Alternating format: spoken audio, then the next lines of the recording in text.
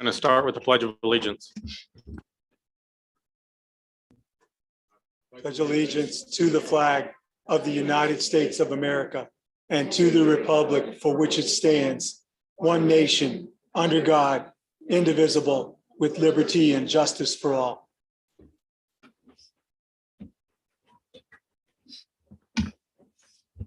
Okay, we're going to start with item 1.1, recognition of standout students and staff.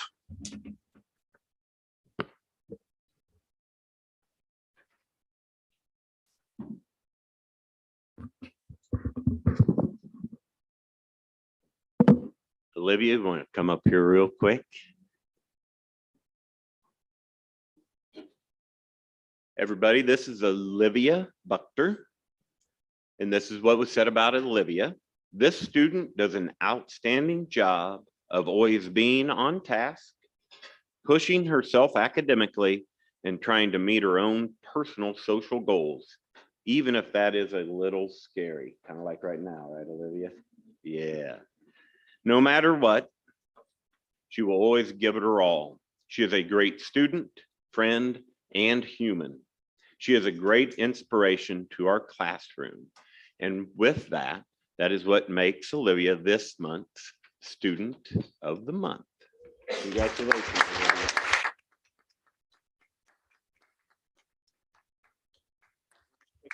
Right over here. Come on, you aren't done yet.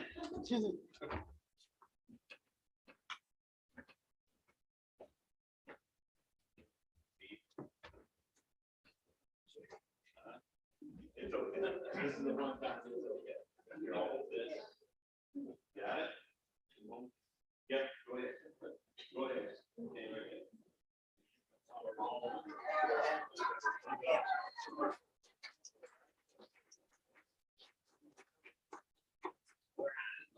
Make sure great.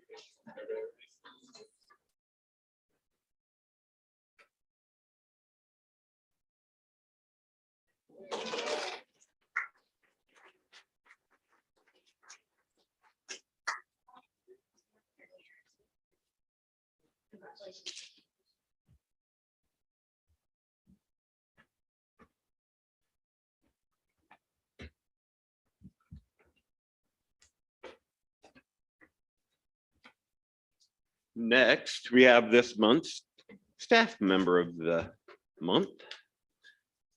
That was really bad. I'll start over. And now for the May staff member of the month. How about that? Mrs. Andrews has been teaching at Lansing Middle School for a number of years. And during that time, she has worked with kids in all 3 grade levels. One thing that has been consistent is her enthusiasm for her job and ability to establish rapport with students.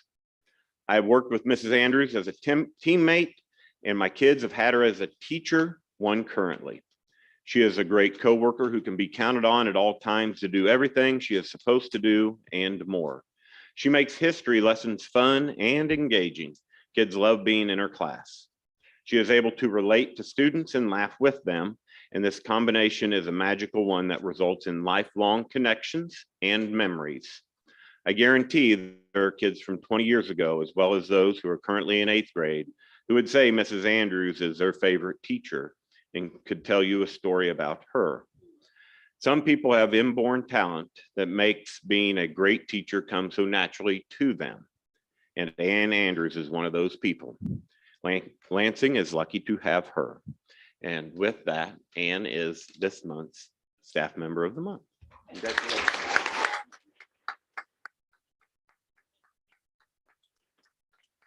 Stand on the table. Thank you. You do you. How about that?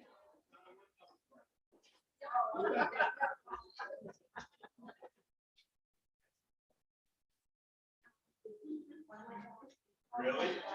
We won't judge you by that.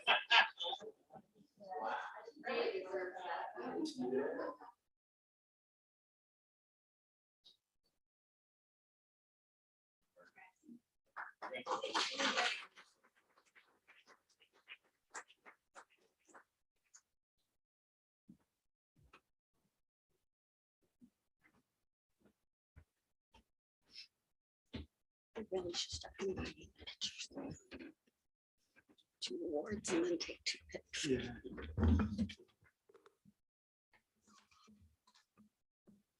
Okay, we're moving on to 2, approval of agenda and approval of the consent agenda. Make a motion to approve agenda as presented. I'll second. I have a motion and second to approve the agenda and the consent agenda. All in favor, say aye. Aye. Motion passed 7-0. Okay, number 3, public presentations, hearing of the audience. First, we have Kirsten Workman. And you have 2 minutes, and I'll remind you about 15 seconds left. Okay, thank you. I attended the April board meeting where the KASB offered a lengthy professional development training for you all on what it feels your responsibilities are.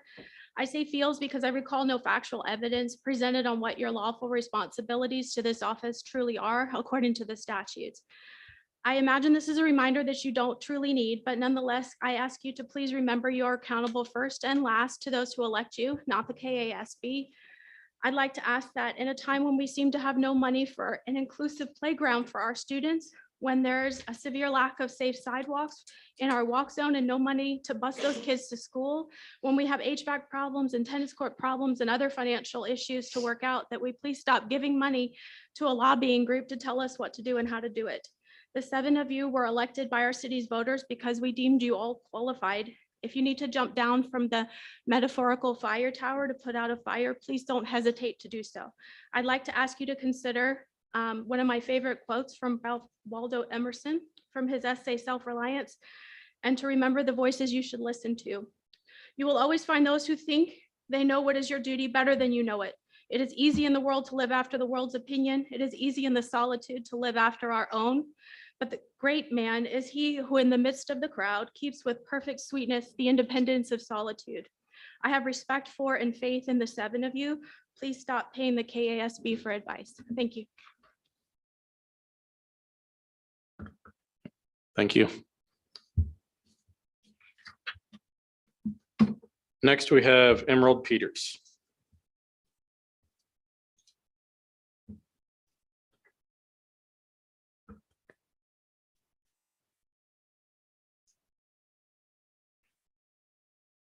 Hello.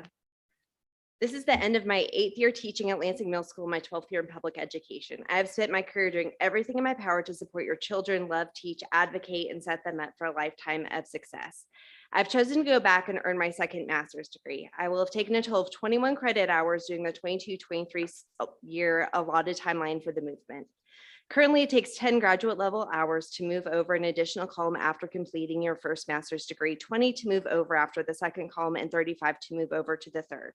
Our current policy limits to 1 column of movement per year. I do not teach for the money. I teach at Lansing because I deeply love your children and you as families. I teach at LMS to cheer for the parents during the most difficult years to parent, the teenage years. I teach so I can provide the best educational system possible for my niece and nephew. That being said, I can only do my job when my personal finances are met. This is the only way I can earn and raise. I have not felt overwhelmingly respected or valued by many comments and votes our board members have made. I've heard time and time again that we're working toward the same goal. We need to put students first. Part of that is retaining teachers like me who love students like you and you guys as families unconditionally. By amending the agreement, allowing teachers to earn more than 1 column a year if they have taken the classes to do so in that fiscal year, you're extending a peace offering. You're showing that you appreciate and value the work they have done and what they're trying to earn for themselves in this community. You are also creating an incentive for educators to learn more and gain a better skill set that will benefit everyone. I'm only asking you to give me what I've earned myself.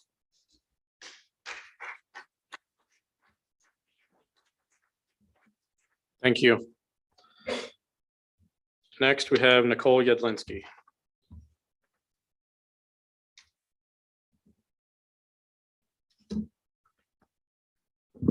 Good evening. Tonight, I'd like to discuss fiscal responsibility, a topic certain board members like to mention but seem to lack fidelity about. This board has made poor use of taxpayer dollars with the unnecessary buyout of Superintendent Wessel's contract, further eroding the already low opinion teachers have of certain board members, as evidenced from last year's climate survey. In the climate survey from May, the majority of district staff stated the board was disconnected from district ongoings or against education in general.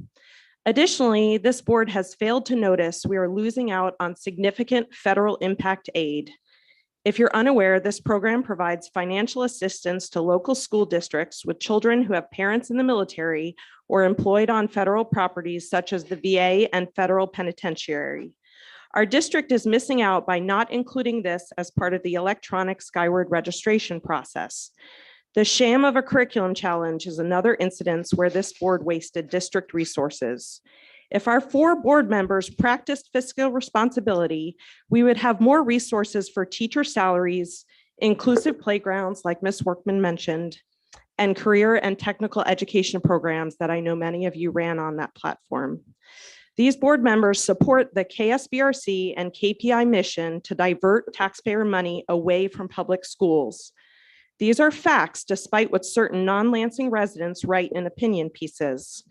Again, I'm calling on Carla, Pete, Amy, and Mary to resign since they are failing to meet half the board goals and failing to support Lansing Public Schools. Thank you.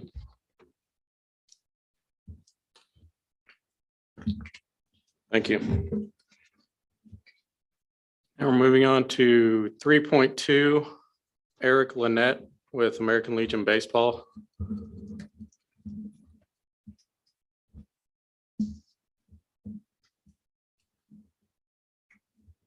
I'm the coach for Post 23 out of Leavenworth. This is Coach Ken, my assistant coach Ken.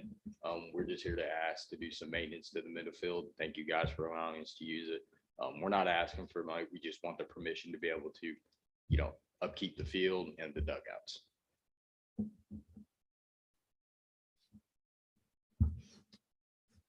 Thank you, Eric, correct? Yes, sir. The main thing that we need from you, you have your liability insurance that you've already signed with Jan. But the other thing is just a list of the things that you would like to accomplish. We did submit those. okay. Jan does have them from our post Perfect. leader. So I was just asked to come here and just address you guys. Yep, that'll work. Thank you. Yep, thank you. Thank you. Just treat it like a normal. Okay, moving on to finance, district financial information.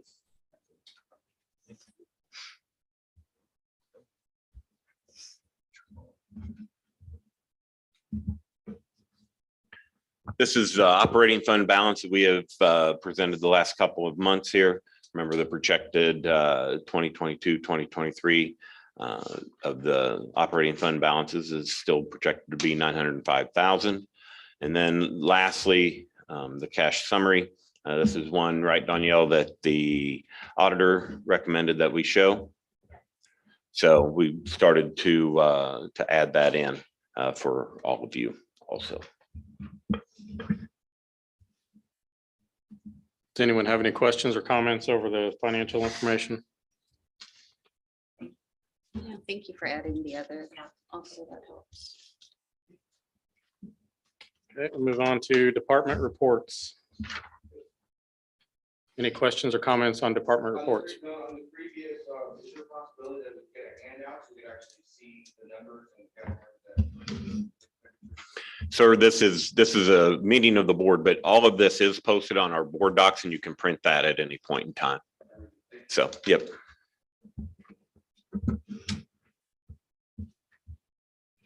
Any questions or comments with department reports? Carla? With security, I think we probably owe Kevin an answer. Since September of 2022, he has put a proposal out there. I'm not suggesting that it would be answered today, but I think that there should be urgency certainly with security. I know that we're right now we're going to be in transition from one leader to the next. And if that is going to be kind of decided or in collaboration with the new superintendent, we need some urgency with security. And if you could go down to key control, I had a question about that. If that could be explained to us as a board, key control.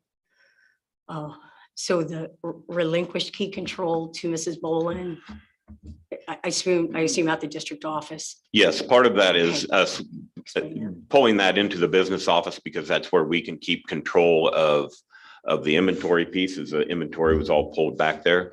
The other part was the amount of time that Mr. McCarley has, and we had discussed that. That was one of the duties that we had pulled back because he was not a full-time employee, he was a part-time employee, and he had more work than he had to do. And we had discussed that as a board. And so that was one of the pieces that we pulled back because it was one that he didn't have enough time to do. And it was an opportunity for us in the business department to put all of those things that we check out into one. Okay, so is there a current draft policy or an implemented policy on key control that we are now using since the middle of last month? No, Oh, so we don't have one. we did not approve that policy. Okay, So so is one being worked on and who's the lead on that? Mr. McCarley would still be the lead on that. Okay, And so it's something that we need to work on as a team and not as an individual, and make sure that we're all on the same page with some of the pieces that were in the policy that are honestly extremely difficult to implement at that point in time. So thank you. because I would assume that we're talking electronic key and physical key. here, Yes, or just both. physical key. But Okay. you might need to define to me what an electronic key is to make sure that are you talking about our badges? Exactly, yeah, Okay, when you go yeah. into a building and you. I just want to make patch sure. that. Sure, Mhm. electronic key. Okay, Yep. all right, thank you for that information, I You're appreciate it. welcome. Anybody else have any questions on the department reports? The safety film, that's obviously very expensive, but I think a necessary safety measure. Do we have any work on maybe looking for part of the safety grant money that might be available for this next year? Or do you know if he's looked into that or could look into that? I know that he has looked for some grants in the state of Kansas. I believe will continue to have their Safe and Secure Schools grant, and we could divert some of our cash that we have received from that. I think, what was it last year, Danielle? That's a 9. So it would be about 45,000, but it's a 1-for-1 match. Is that what we used for the potential SRO, or was that different? Was that separate? What all have we paid for out of that? You know? You don't have to answer right now. Yeah, I just we can send that if you knew out to off you. the hand. Yeah, just I Yep. think that would be worth looking into because it's very expensive, but obviously needed. I think if we can work it in over the next few years to, if not possibly. Sure. I was impressed by the pursuit of grants too, because those are kind of each is and very specific with the security. So thank you Sure. for your urgency with that.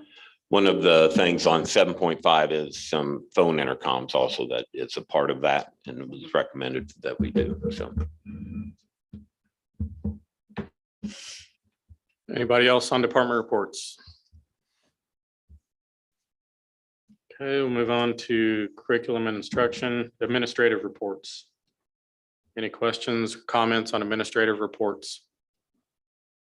I just want to say thank you for especially the LMS and the LES, very in-depth, lots of information, including the growth of some of the students have made at LES, and I appreciate all the time that's put into those, so we can look over those. Thank you. Especially this being National Teachers Week. Thank you so much Yeah, for the and thank you to all the teachers too. activity.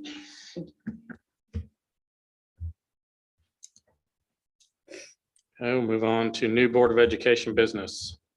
7.1, building needs assessment training.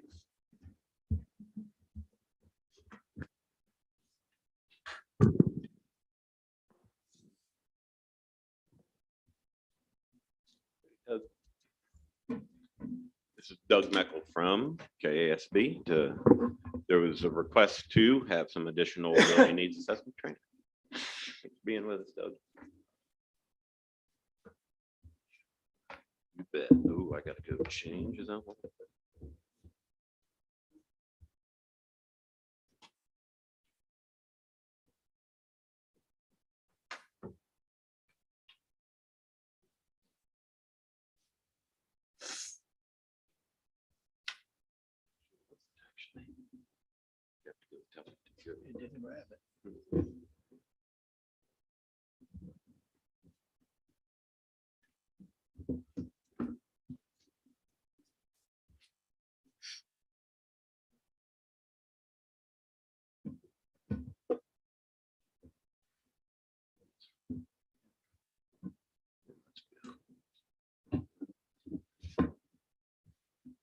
Chris, you might have to come and do this since you're a lot better than I am.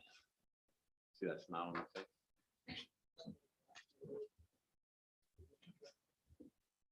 Sure.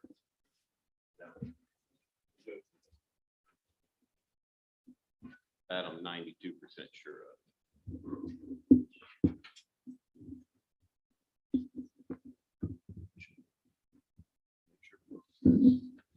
Worked every other time. Go make sure it's set to. So it's done. Your settings up top. One more. Right there.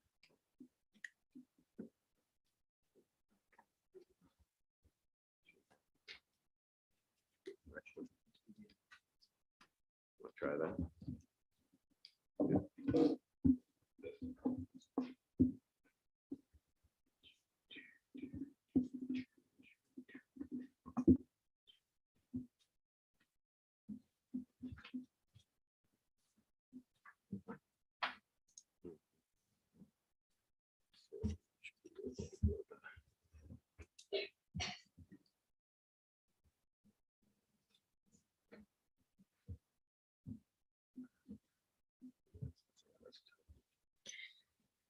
Pardon my French. That's what makes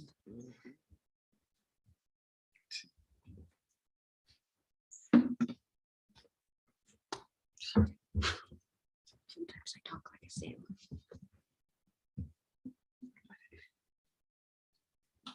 We're supposed to speak super neutral.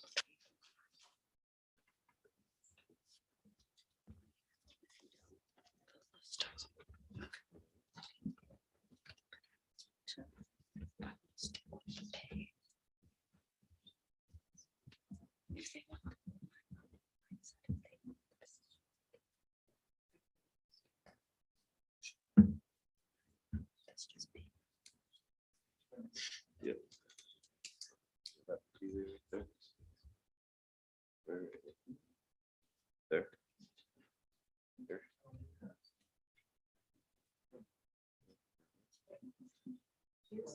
Jeopardy. Jeopardy music.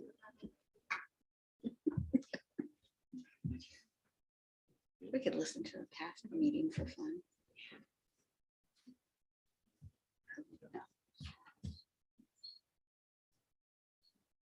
Here.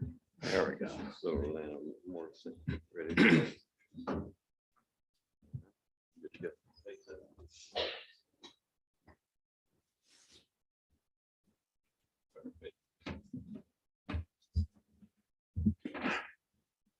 Ready. Sorry about that, technology, right? Yeah. It's a great tool, but sometimes you struggle. Good evening, I'm Doug Michael from KSB, and I'm here to give you some insights about how to run a needs assessment for your district. I would tell you that KSB doesn't tell you how to do it because we say you have to. We're telling you to do this because we feel these are best practices. So we'll build on this. There's a key relationship between student success and board responsibility. They go hand in hand. A lot of the work that happens in the district starts right here. So we'll spend some time talking about that tonight. A couple things I want you to remember about the Board of Education is that the board's role in governance is not to run the district. The board's goal is to ensure the district is well run. That's how boards work. And you do that by asking questions and learning and then making decisions that serve the best interest of your students. That's what drives our work. So as we talk about this, I want you to realize there's multiple roles, but we all work towards the same goal. How do we help our kids achieve at the highest level. So when you think about that, I want you to process, we live really, you guys live really close to this last year's Chief Success, right? So everybody had a role in that. They didn't all get to be the quarterback. They don't all get to be the coach, but work together to accomplish their goals. So we'll use that as our framing tool tonight. So a couple of things I want you to remember. Every district in Kansas is driven by the work of the state board. We all work with the state board. And the term is called defined autonomy. They determine what we do. Okay, every district is supposed to work on. So their vision is pretty clear. It's called Kansas Can.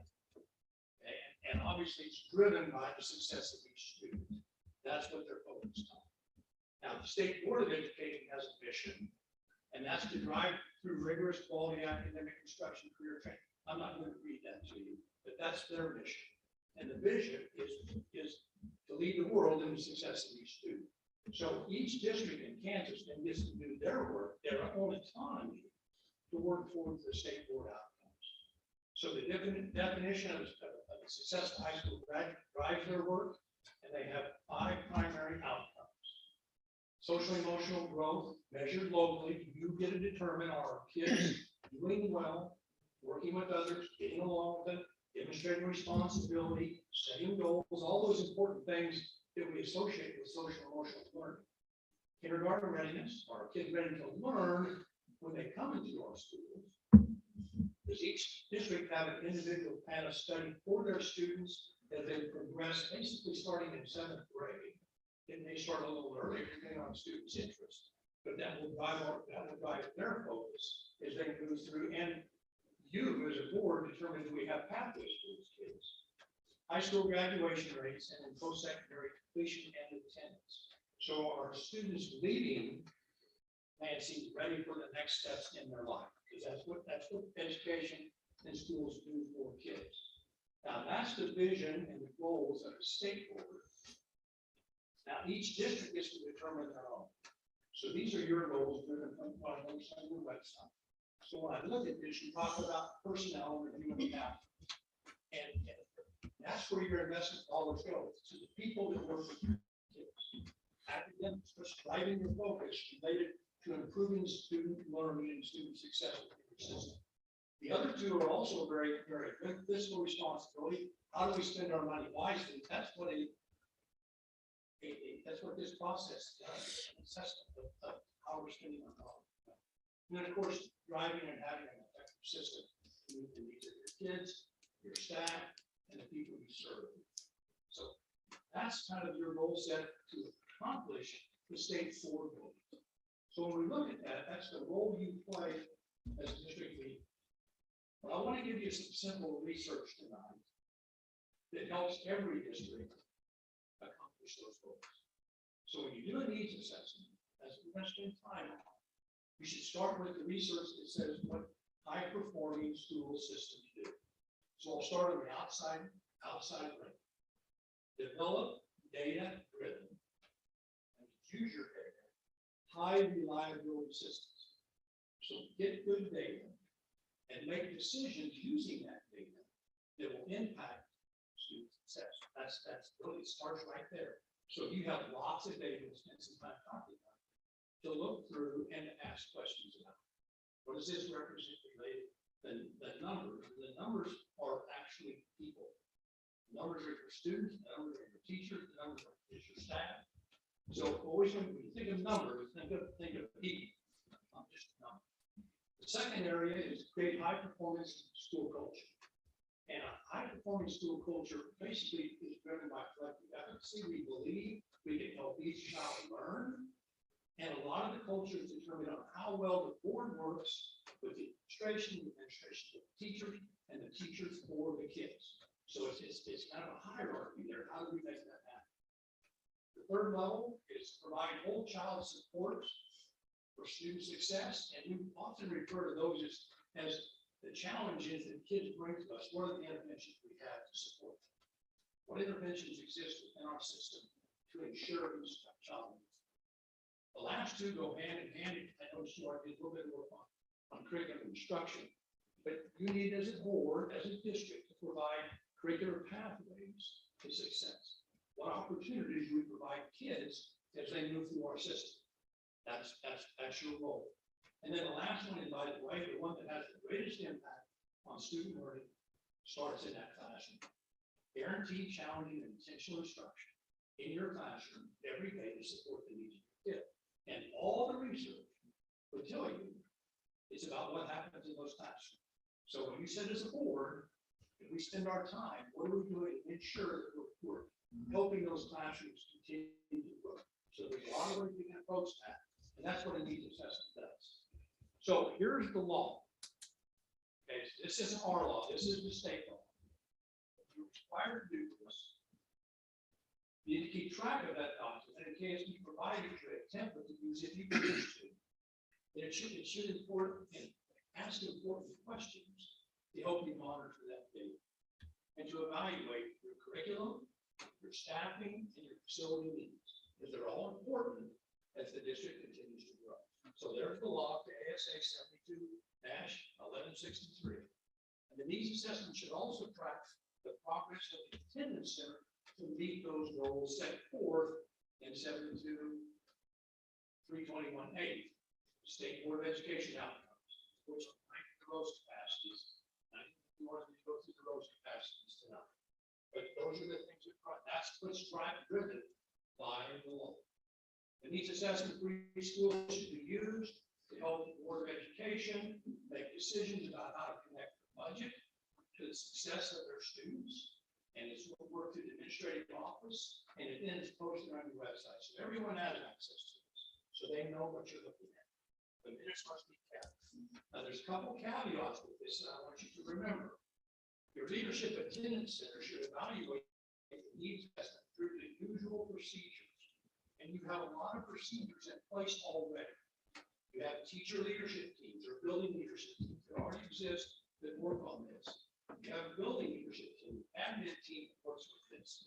You probably have professional learning communities when they all gather together and talk about how our students are doing, what gaps exist, and what needs do we have. So that's a group that you turn to help you gather the data.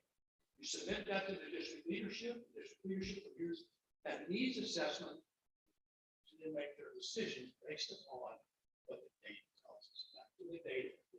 So that's where the needs assessment relates to the statutory requirements. Well, I should tell you this real simply. It helps you evaluate your curriculum.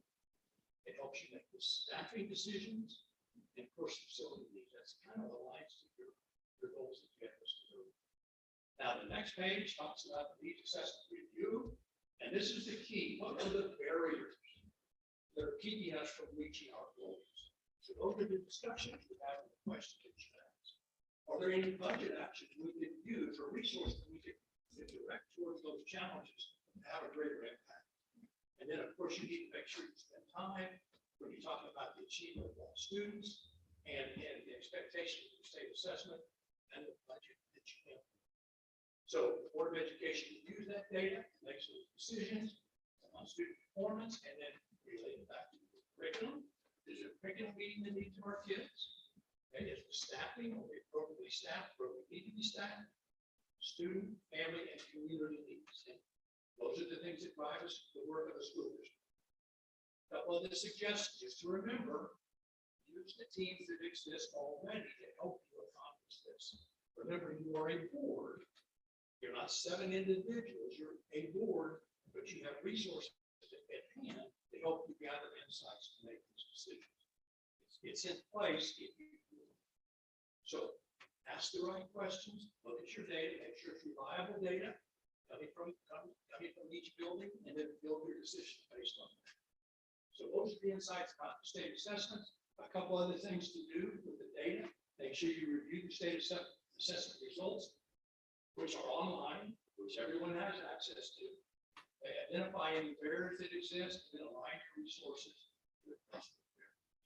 So that's what that looks like at this point. And I know Dr. Reese was here a while back. She talked about this, so I'm not going to spend a lot of time on this. This goes back to roles you play to accomplish the same goals. So you set expectations as a board. That's what you do. The superintendent and the admin team leads the district and supervise them to accomplish your goals. Their job is to execute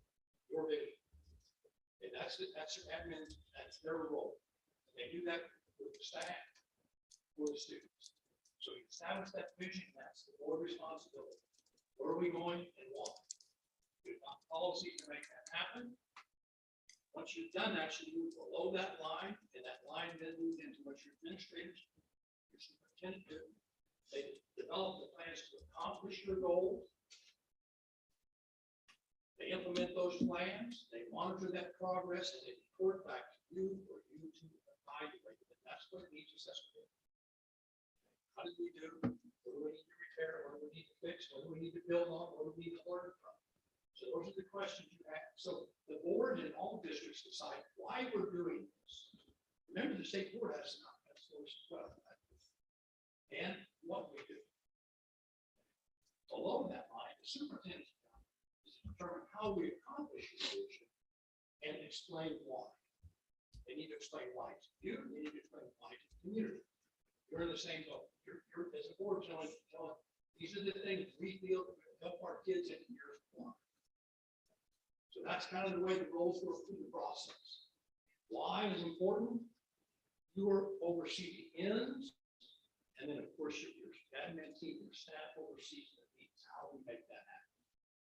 So I'll give you a couple of quick insights because I know I'm working with district boards.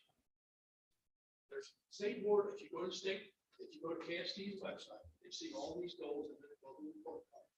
They do them for all the districts. I just put this up in general. We do it to each district. We're talking about board outcomes. They have social emotional, which we know you guys did do that. Readiness, individual plans of study, those all come from you. Graduation rates is a quantitative number.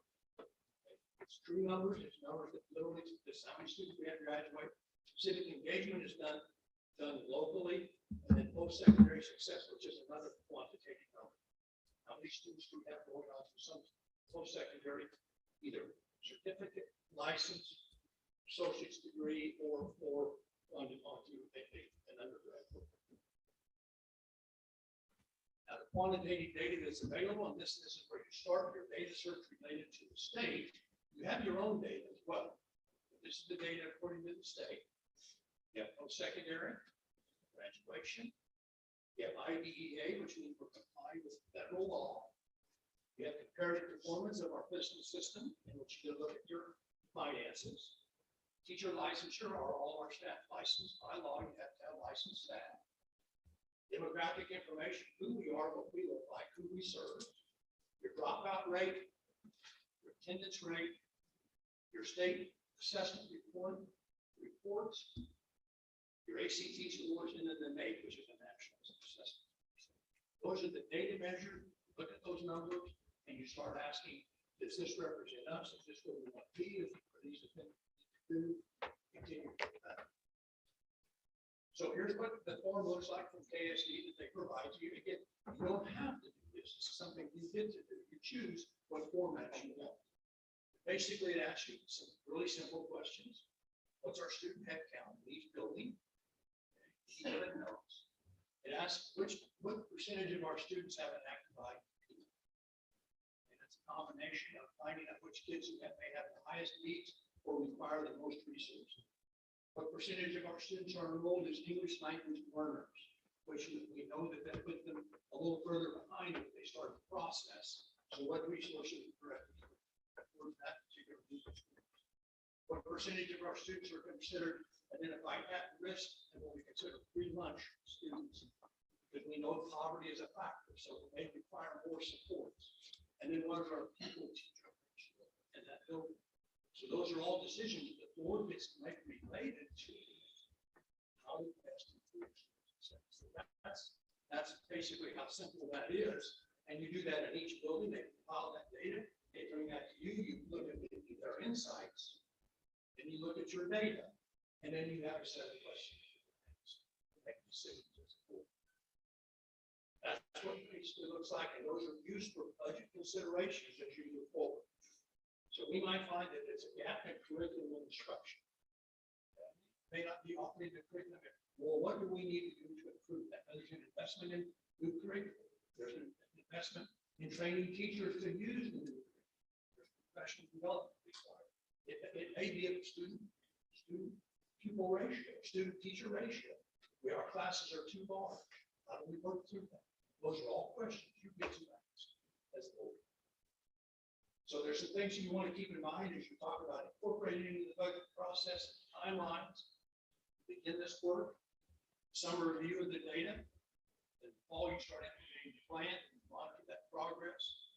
Come winter, complete that needs assessment. That's where you're headed towards now.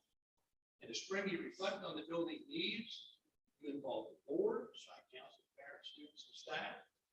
Okay, that can be done a lot of different ways. Site councils generally represent parents, and business community members, but you can do that with surveys. You can do that with meetings, however you do, get community input. And all you come back with you, what did we use last year, what did our data tell us? Set new goals, because even though we might have a 5-year plan, there's going to be goals we adjust along the way each year, because we're going to have certain issues we want to address. And then you align those goals and you connect it back to the superintendent evaluation. And you ask them, why would we do that? Well, because their job is to execute your vision, your plan. That's their job. That's what they do. And when you come back to review, and then spring it starts all over again. So it's an annual needs assessment.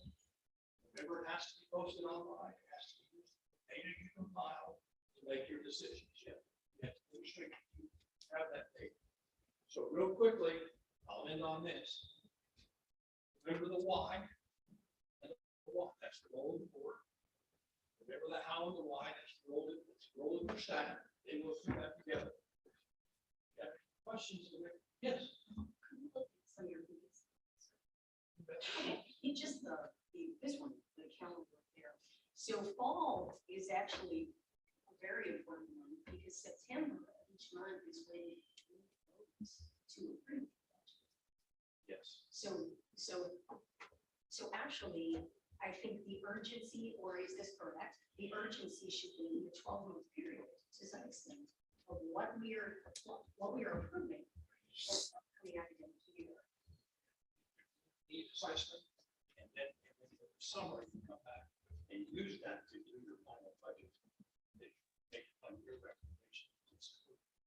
For September, Yeah. board meetings every September, because that's actually a full-blown hearing.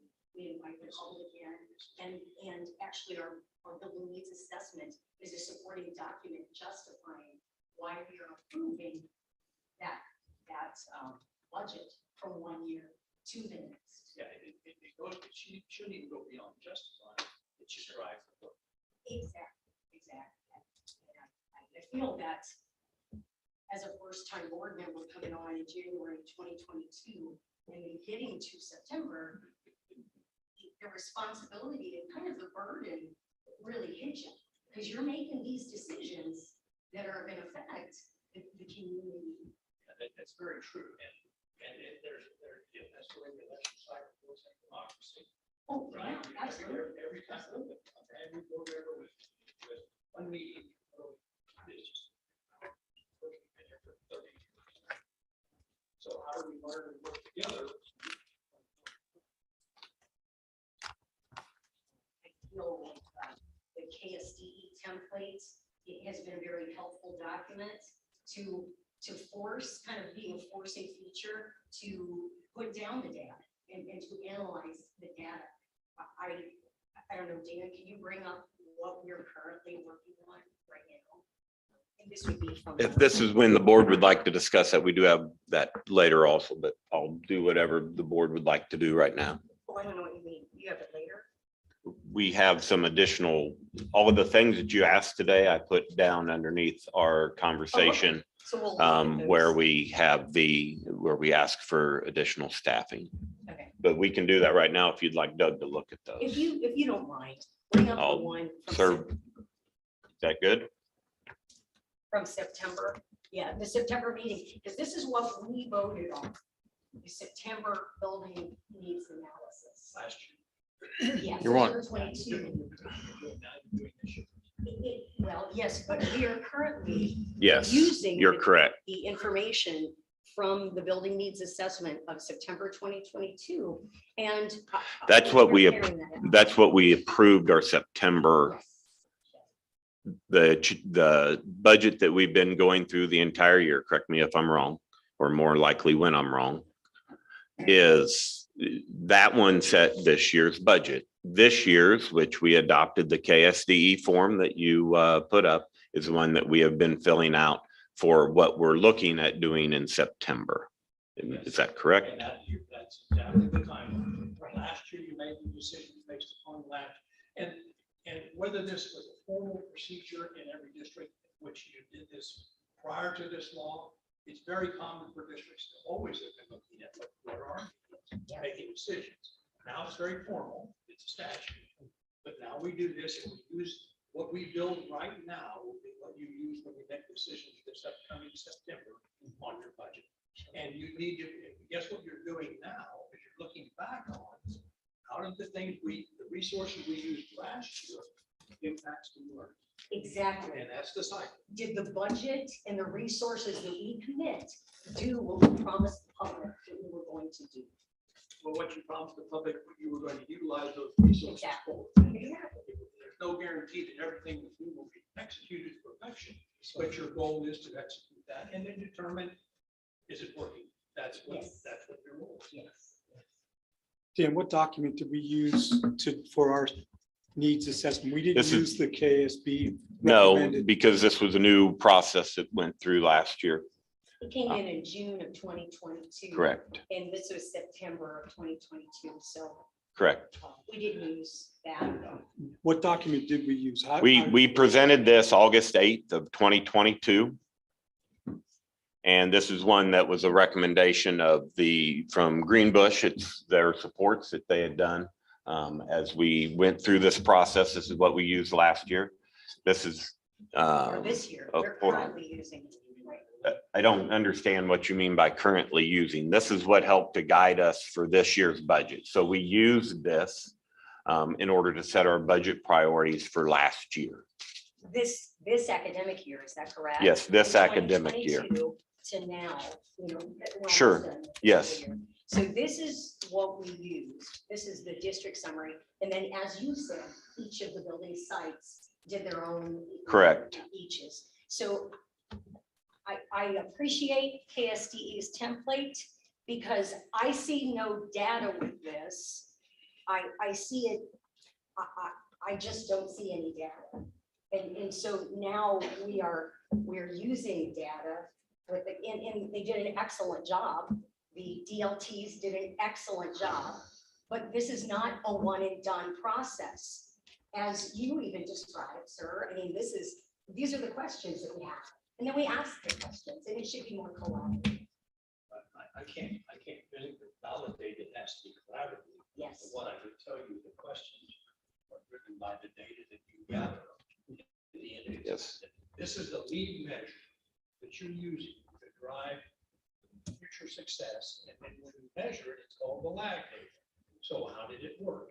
And then that becomes the monitoring of its process and the evaluation. And the evaluation says, this worked well, this didn't, and we considered that.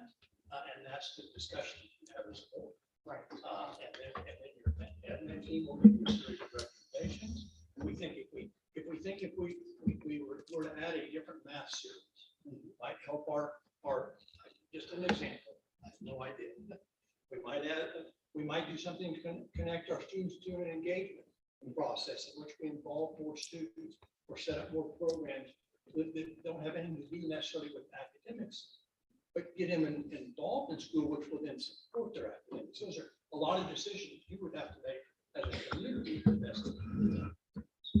So, And though these statements, many of them are very valid, they're just not enough to really, I felt when I was, you're put on the line as a board member, the 7 of us had to vote to approve the budget. well, the good Based on insight, this. sorry. No. My insight would be, that was a year ago. And September. you were brand new board member. As it happens every 2 years in many districts, right? But now you have a year in. You have a year of insights. And you can really question. We worked through this. us the data we need to see, what should we look at, and then you'll have more insights and more experience to make a better decision, because you have more insight, you have more knowledge, Right, you have more data. right. And we're using the data, I think, in a very effective way, which, we were just, it was just kind of data light. It was more opinion and speculation based, again, based on things that may have been happening, but there weren't any Well, percentages. One of the things that I do need to stick up, because just so all of the teachers understand, is that we use the data when we brought this information to you as a board, when we made that. We did not have the data as a part of that, but I think that we've rectified that through some of our conversations this year in order to help to solve that. And so I need to put that out there, that when we set this needs assessment from last year, we did look at our fast grid scores. We looked at our grades, behavior, and attendance. We looked at the state assessment scores in order to set those. And so is it information that we had shared with the board? Well, over time, we had done that at different times by our board life cycle, but this was obviously a different format than we have done before. And we are doing the KSDE form this year. And I think that that's an important part. So when we talk about those, and I know that you had asked the question earlier, also is, did we do all of these things? Did we have enough? The other thing is, the answer is that we're never really done. And you mentioned that yourself. And so one of the big questions, Doug, that I have is, one of the things that we have to do is set, and this is one that we have yet to do this year, is set for a timeline of when all of our students are going to be above a 3, or in a 3 and in a 4. That was from the legislature. And that is the goal. And we have to give a time when that's going to happen. And for me personally, and this is me on my soapbox, and then you can argue with me if you'd like, is that those are folks that don't understand what it takes to educate students. Because it's not time specific. Now, the other side will tell you that, oh, well, you're just wanting to spend a whole lot of money on education. And I understand that, because we are over 50% of the state school budget or state Kansas budget. I understand that. But that idea of how long that's going to take is extremely, it's setting everybody up for failure at some point in time. Is it good to talk about? Yes. And we've talked about that. I really appreciate your slides, and we've gone through the MTSS process and done that in the last 5 years, and all of those things, so everybody can understand that's what we did in order to try to address those issues. We've added staff in order to take care of some of our deficiencies that we have. And so with that, I think it's really important, setting that timeline. Can you give any insight as to what other school districts are doing, or what you feel on that? I'm not sure I can tell any insights on what the school districts are doing, because I'm not sure if each district has to. So our goal is to get 70 to 75% of the kids at level 3 or 4. That state will go. That's the goal. Does that mean tomorrow? Does that mean in 5 years? Does that mean in 10 years? You know where your students are on assessments, and you know the programs that you're implementing to support that. And then you have to make an estimate of when that will happen. And you also, this helps you identify the challenges or the barriers that they're keeping you from getting there. Because in utopia, we would want 100% of our kids at level 3 or 4 tomorrow. Right? Sure. That's what we would want. But your goal is to work towards that. And I think that probably the greatest indicator, are we showing growth? Are we showing improvement? That's what I was thinking too. Wouldn't it be solve the legal obligations to, obviously 100% are not going to be at that level, but say like each grade or each building level could set a goal based on their past performance to maybe up that by 1% or 2% by the end of the year. The end goal we wouldn't reach, but a time frame could be in a year, maybe we can up that, or 2 years. Would that satisfy you, believe? I don't know what will satisfy the because I'm not in legal. Yeah. But what I will tell you is those are the kind of goals that drive schools. That's continuous improvement. What's the lead? What are the things we're doing on the front side to impact success? And then what does the data tell us on the lag side? These are the things we did. And then you come right back and you start it again. And so again, a 5-year strategic plan is great. Okay, some people use 3, but you're doing annual work on school improvement, annual work. on school improvement. Yeah. And when you set your goals, you determine, is setting a realistic goal of 3%? Is it, and your district, is it 5%? Is it 1%? Only you as a community know what's realistic for you, but it's showing improvement, it's showing growth. And the people that ask are the people who have their roots in the classroom. They would be the ones who give you the best insights of the challenges they're dealing with and what they need. Okay, sorry, but what they need is to accomplish those goals. That's why the needs assessment is important, because it gives you insights into, here's what we're facing, the term barriers, these are the barriers, and here are the things we think we need to overcome. I think well, the legal does say Board of Education of a school district shall conduct an assessment. And we realize that this is a collaborative effort. So we're not going to be doing it. We're relying on professionals at those different junctures to feed that information. That's the role, that's the different roles. And conversations and questions that you said are so important. They're so important, and not to be, you're asking this question that you should know. I mean, it should be a kind of gloves off.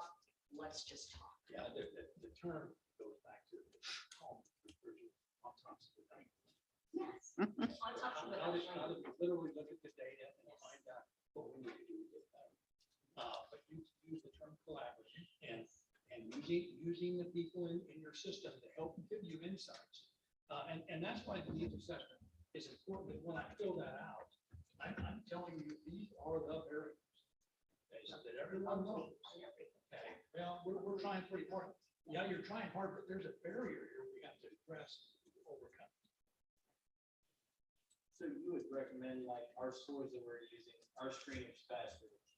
And that's going to give us the most up-to-date, accurate information on which direction we're moving rather than just the annual state assessment, correct? You know, I can't tell you how to determine that. What Fast Bridge does is give you a continuous goal. It keeps you going yearly. Many people do that fall, winter, spring. But state assessment is a federal law and a state law. So What I'm saying is, if you're going to watch your driven, if you want up-to-date and the most accurate information, it's not a one-time screener, but it's something that happens continuous throughout the year multiple times. It would give you your best pulse on where your trajectory is going. Exactly. But there's another caveat. That's a tool. There's other assessments you use to measure student growth. But one that every state has to do by federal law is give a state assessment.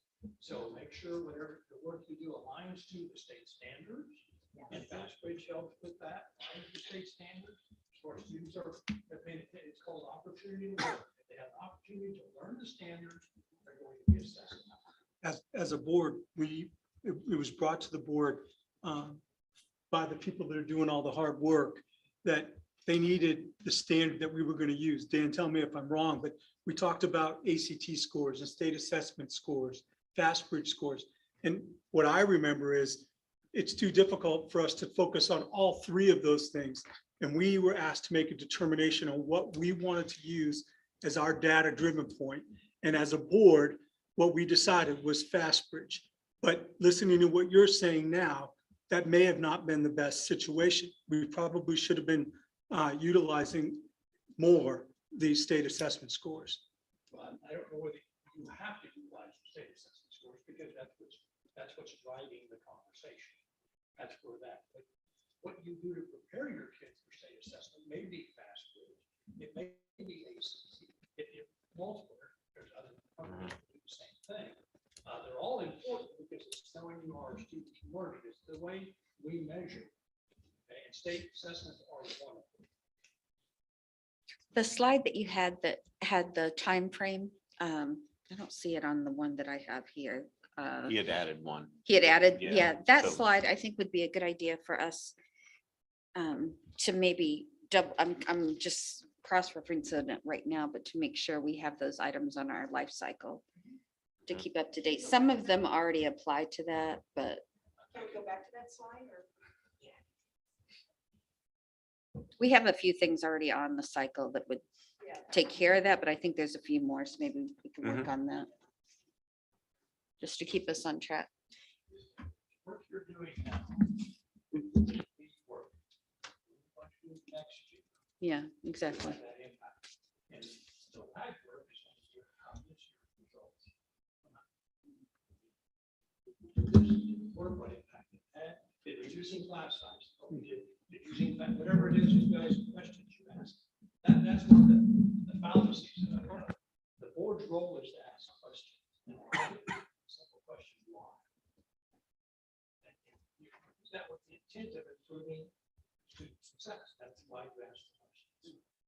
Thanks for letting me share. If you have any questions, I can send this draft. Send it to me and I'll post it. Yep.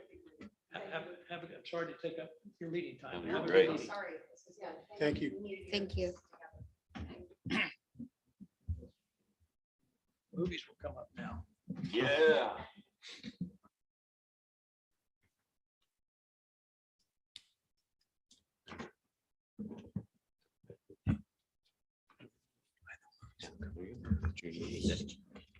Okay, we're ready to move on to 7.2 June meeting date.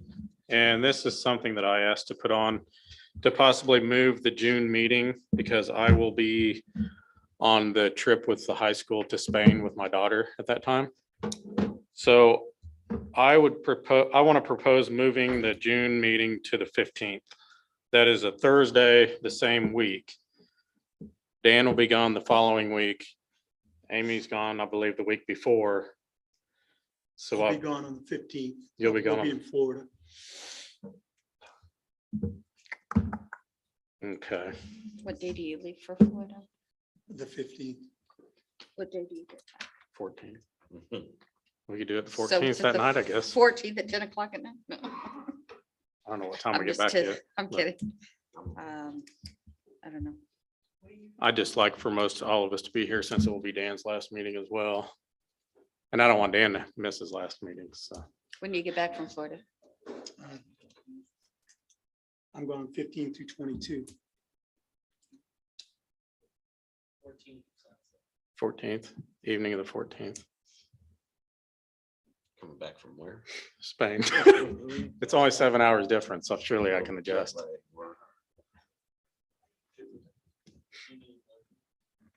I'll make a motion to move the June 12th meeting to June 14th. I'll second. A motion and a second. All in favor, say aye. Aye. Do you have two? Motion passed 7-0. Sure, we all be done by then. Okay. Need to answer that, Michelle? That's your husband saying that date won't work. Say no. Okay, 7.3 Policy Committee Review. This is in discussion and information. These are the recommended changes from the work that Amy and Carla and Mary did. As you know, we did our review at the beginning of the year, and then we've been meeting Several times. not so systematically. It seemed like we'd get a good go and then we'd have Yeah. to pause. So the changes are in red. Some of them are very simple. Most of them are very simple. It's just changing the policy to what we actually do. District will be organized EC. I don't need to read these to you. I posted them this morning, but just to scroll through. And this is really a first read. We can approve these in June. I think that's what we've usually done, unless you would like to go ahead and approve them tonight. That's up to you. School year for pre-K through 12, reimbursement for expenses. And this is for board members. We thought it was kind of interesting that, reimbursement for additional training should be pre-approved by the Board of Education. So, we send things KSB. If people want to go out on their own, that they can't just go to all the training that they want and get reimbursed. So And this is for Board of Education, like I said, in the BBBF. This is one, just kind of setting our expectations for the agenda and when that will be sent out. 5 calendar days, and we've been trying to get those out on that Wednesday to adhere to that. So we just try and put in the things that we do. This had an actual name, digital alerts, on the district website. So that way we don't have to change policy by, it said Lion alerts before.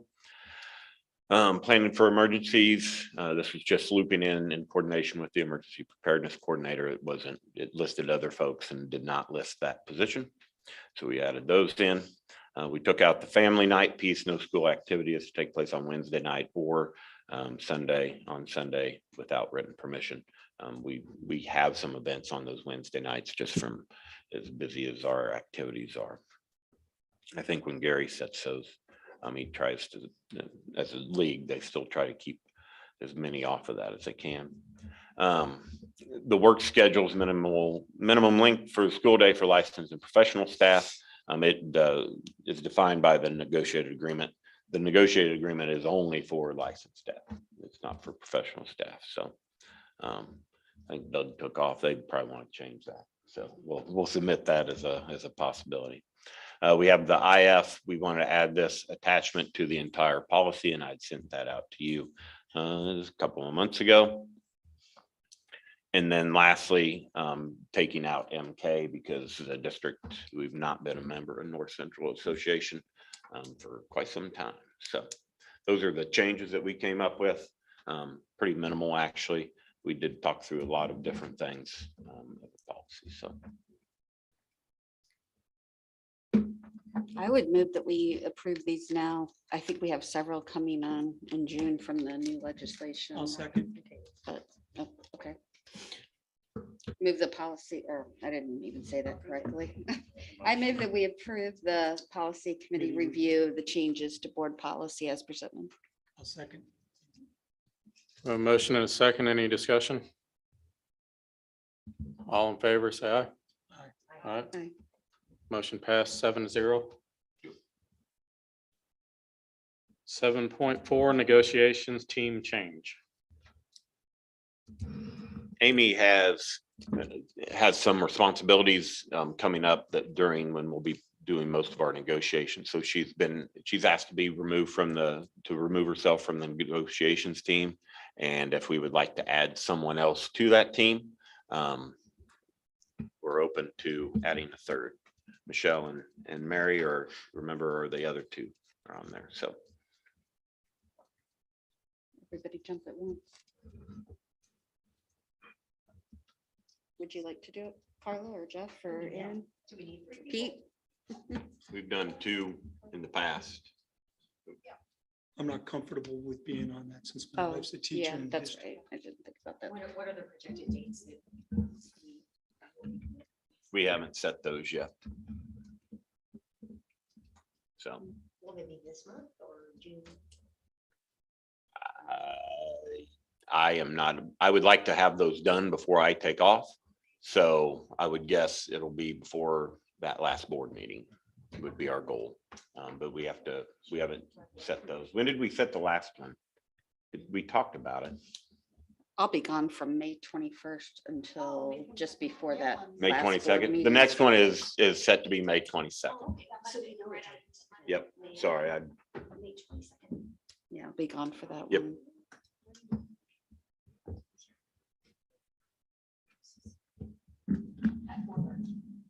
Oh, at 4:30. Okay. Is that the last one then, or is that, then there's another one? If we get done. Oh, okay, gotcha. Okay, well, I'd like to make a motion that we add Carla to the negotiations team. I'll second that. We have a motion and second to add Carla to the negotiations team, taking Amy's spot. Any discussion? All in favor? Say aye. Aye. Aye. Motion passed 7-0. Thanks, Carla. Okay, 7.5. AIPhone Intercoms. This is one that Kevin has had on the list. If you've been to the elementary school this semester, maybe even at the start of the year. We had a plan to do one of those every year for so often. I did talk to Marty probably a month ago about, he asked if we could expedite this so all of our buildings had that secure entry with the camera system, so you can see, you know, who you're talking to. Most of our buildings are able to see, but that camera adds one additional piece, which is, you know, you're right there. They couldn't be hiding outside of the, you know, the high school around the side and those type of things. The finish the intercoms and access controls with those, that cost is $50,871. A good board question, and I'll answer it before you ask, is that it was bid out, and this is bid off of a state contract bid. And so when I asked the gentleman from DH Pace, all of these are within the parameters of the state contract bid for the safety equipment. And so this has been bid off of that contract. So this continues or finishes the rest of those systems. If we get approval tonight, we will be able to finish those hopefully this summer. That was Marty's plan, and he wanted that done. So this is the scope of work for all of those. If we didn't approve tonight, but put it back on the agenda for next month, just so we know, because I don't know that we have a firm grasp of how much money we're going to have available for these type of projects, especially if we're talking about giving teachers a pay raise. We also want to add positions.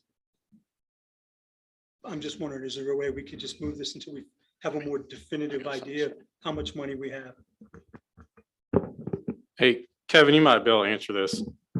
I know in your July board report last year in 2022, you had in there for these systems to be paid for out of a safety and security grant. Is that the intention? Do you still have grant money available to cover these, or do you know? You haven't received any grant money for that? Okay.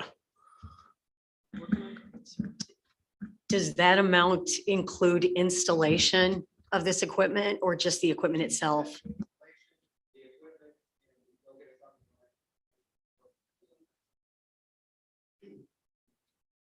Have we investigated any potential grant money for this coming year? I think Dan answered that earlier, that there was not. I'm kind of with you, Pete, on this, that if we can get a grant for this, then I would be all for compiling this with the safety glass, but without it, until we make a decision on our budget, I don't know that we should move forward with this right now. That would be my recommendation. Until we should know by next month. Was there a time frame on this quote? I don't see one. Looks like it's not going to change. The quote probably won't change. It's just getting them on the books in order Getting it in time. to get Yeah. on them during that time. Hold on, go ahead. That was for all of the buildings, and they had already done the elementary school. So we've Oh, already okay. used DH Pace previously. Mhm.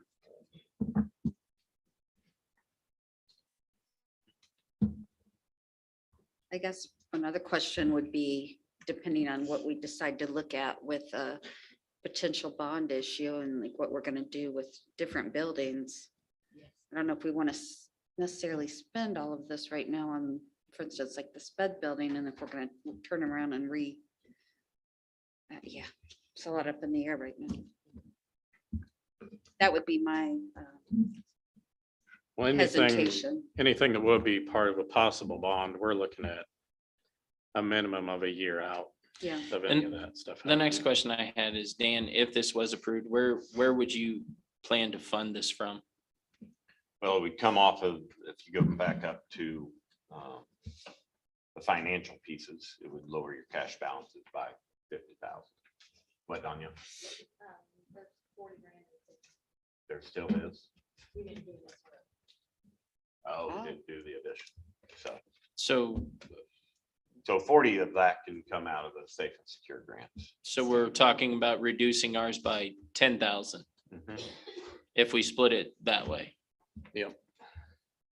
I make a motion to approve agenda as presented using safe grant funding and 40,000 and the additional 10,871 out of our reserve.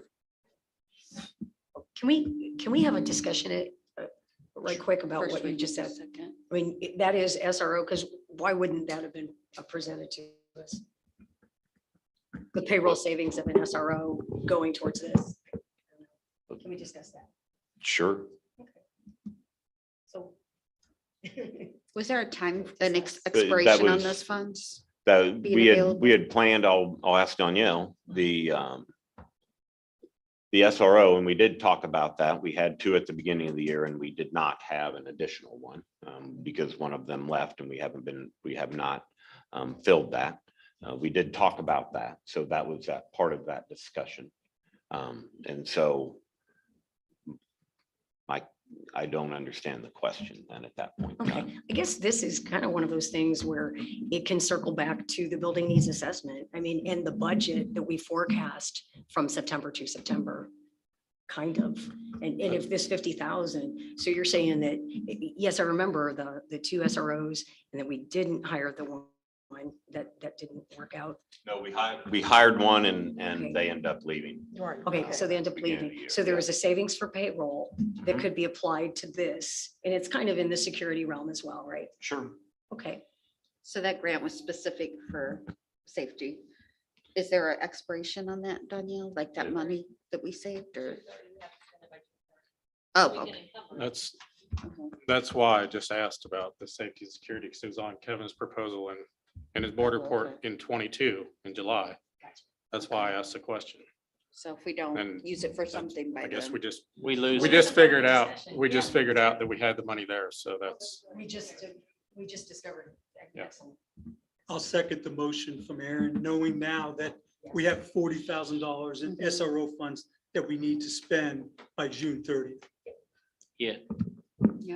I okay, we agree. have a motion and a second to accept their proposal using the leftover safe and security grant money. And the rest will come out of our cash reserves. All in favor, say aye. Aye. Motion passed 7-0. Okay, moving on to old Board of Education business. Additional positions from building needs assessment. These were presented at our board work session that we had. Tell you when that was, April 24th. So these were our, this is that projected revenue that we had sent out and that we discussed that evening.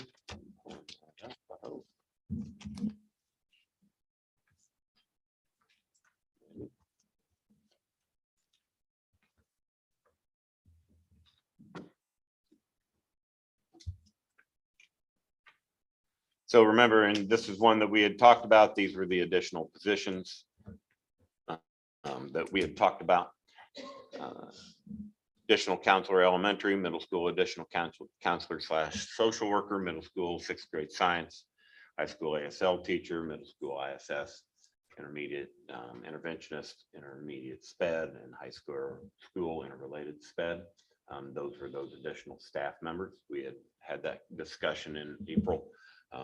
And we had also based those off of our building needs assessment that we had talked about in March. So with that, I'm open to any questions. So Dan, from September of 2022, when we had our public hearing and our meeting, and we approved the budget for this coming academic year that we're about to conclude from last fall until now, how successfully were we at forecasting that budget and what we needed for raising barriers to student achievement? Well, if you go back to those, we talked about increasing salary to recruit and retain certified staff, funding to expand extended school year and summer school programs for students, maintain low teacher / pupil teacher ratio for greater individualized instruction, and allocating budget to focus on prevention, identification, and intervention concerning trauma and mental health issues. With those, we We have done training on the last one. We did increase some salaries somewhat through the negotiation process, and we're going through that process again right now. I think that we've also worked really hard with Miles and Sharon on that recruitment and retention side.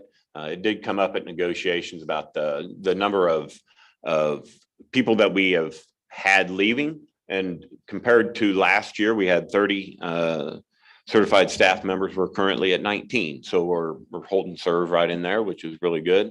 And we have actually been very successful in our recruitment and retention or recruitment side of that, in getting what we believe are good applicants into there.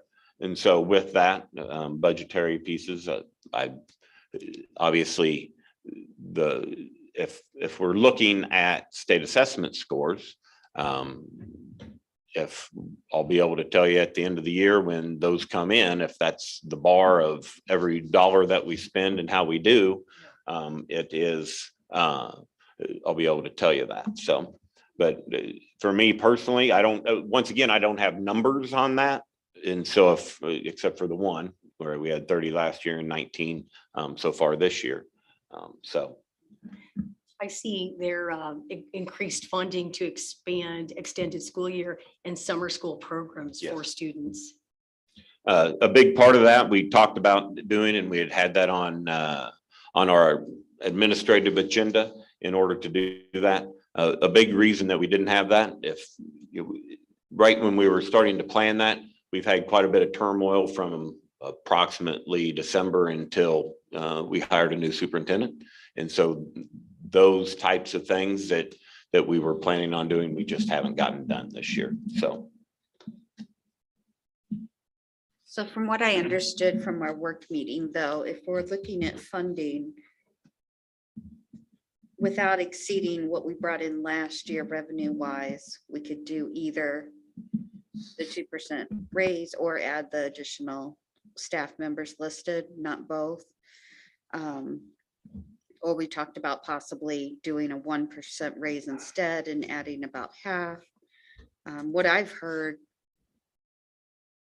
is that I know the teachers really would, what I've heard personally from the teachers they would prefer the raise. Admin that I have spoken to has been about half and half on the different items. I think as a board, what we need to look at is what we want to do budget wise, because am I wrong in thinking that if we do the raise and the additional positions, then we would be over that amount, correct? Unless we're going to cut positions somewhere else to make room for these. The 2023-2024 aid is a total of about 815,000 additional aid that is coming in. And so if you look at your Danielle, you might have to help me with the spreadsheet. The 2% on the base increase was how much? I think it was 633, right? Right here? Yeah. Or no, maybe I'm looking. So at at 2% on the base, yes, you would have to cut. You could have about $180,000 in these New positions. positions. You could do this and The 2%. the 1% Or the and 1%. that Yeah, would that's right. take up, what, it was about $13,000. With the 6th grade literature, do you know by chance what the numbers are that we're at right now or would be at if we didn't add an additional teacher, Brooks, do you know that off the top of your head? or approximately? Like with the 6th grade literature teacher that's requested, is that because the numbers, what are you thinking the numbers would be without that? Or do you? If I remember correctly, there was about 215 when I put that together for the 5th grade class. Yep. Mhm. Previous increase over the years, 5th grade to 6th grade, I think it was something about. Okay. And what do you, in this year you have 215, you said about, or, For this year's 5th grade class, yeah, they're about 190. Dan, I'm sorry, I didn't make that work session. You explained that 815,000. I'm not familiar with that number. I'm sorry. The 815,000 is the increase in our, between our FTE, from this number up on the. That's on the if we stay screen. flat. That's not if we go revenue neutral. No, this amount of money is what will come from the state regardless of how we vote on The the increase revenue in aid neutral. from the state.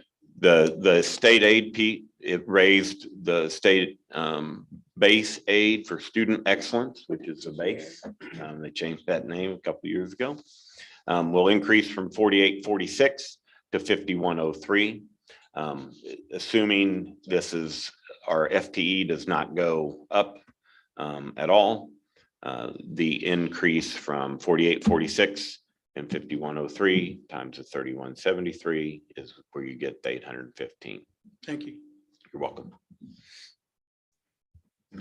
Dan, in September of 2022, can you tell us how many positions we asked for with that budget that we approved? I don't remember that. Do you remember? I don't.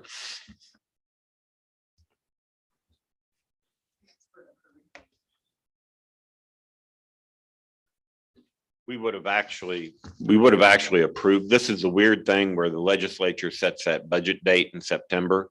Us adding positions in September doesn't do us any good because you have to, that is one very important side of public education. That's why, kudos to the board for having these conversations when we actually can make some decisions because that's when we need to be making them. We're probably a month or two behind, actually.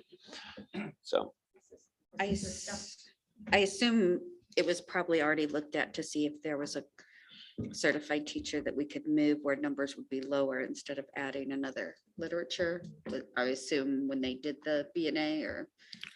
Yes, those are pieces that when you start talking about positions, the elementary school has seen growth over the years also, and really the middle school has. This is probably a couple years late.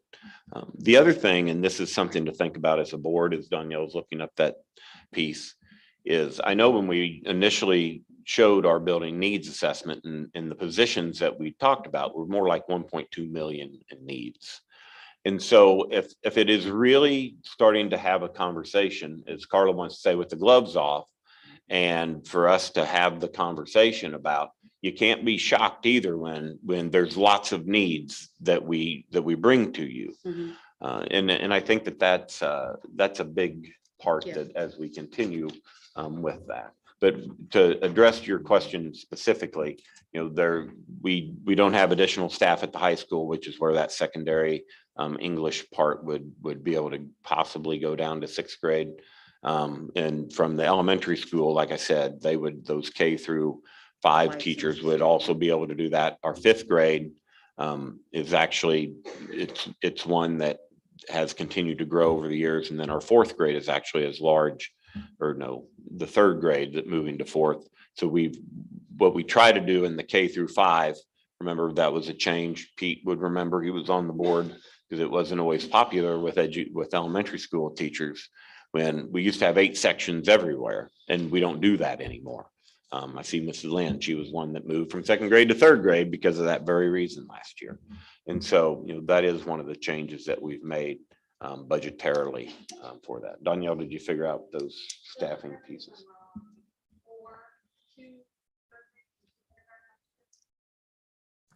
We did add kindergarten, yes.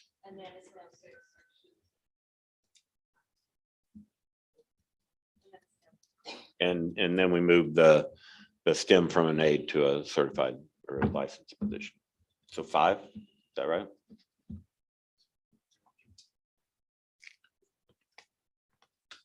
So Danielle, on the spreadsheet over here, off to the side where you have not exceed revenue neutral.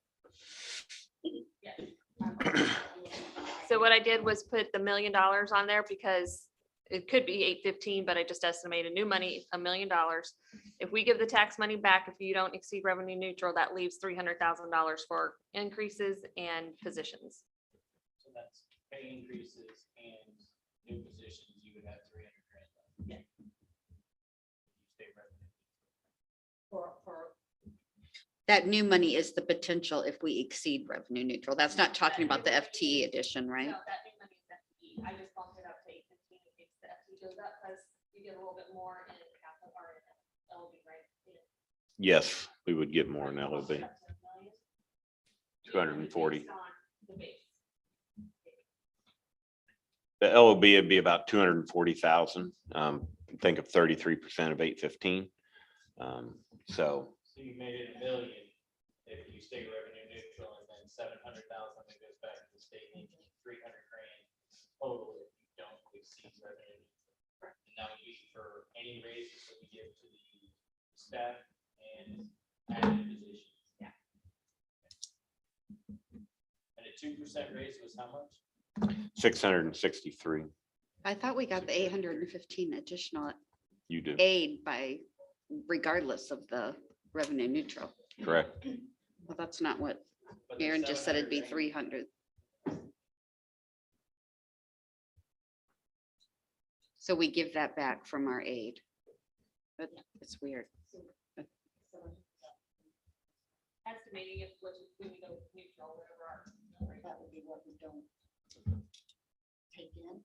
I thought the FTE stayed the same regardless of what our tax was. This number would stay the same where the tax money going back, you have $242,000 there. You would lose some, the increase, you would have to take that out of your bond and interest funds. And then you would also not see any increase in your capital outlay fund. So 240 there, probably an increase of 700 is probably a little high. It's probably more right around 6. But this 815 is money that we'll get regardless. That's what I thought. That's why I'm confused. Yes. But that 815 is added into this new money. But we're not taking back 700 of that 815. I don't know. That's really weird. We can't understand.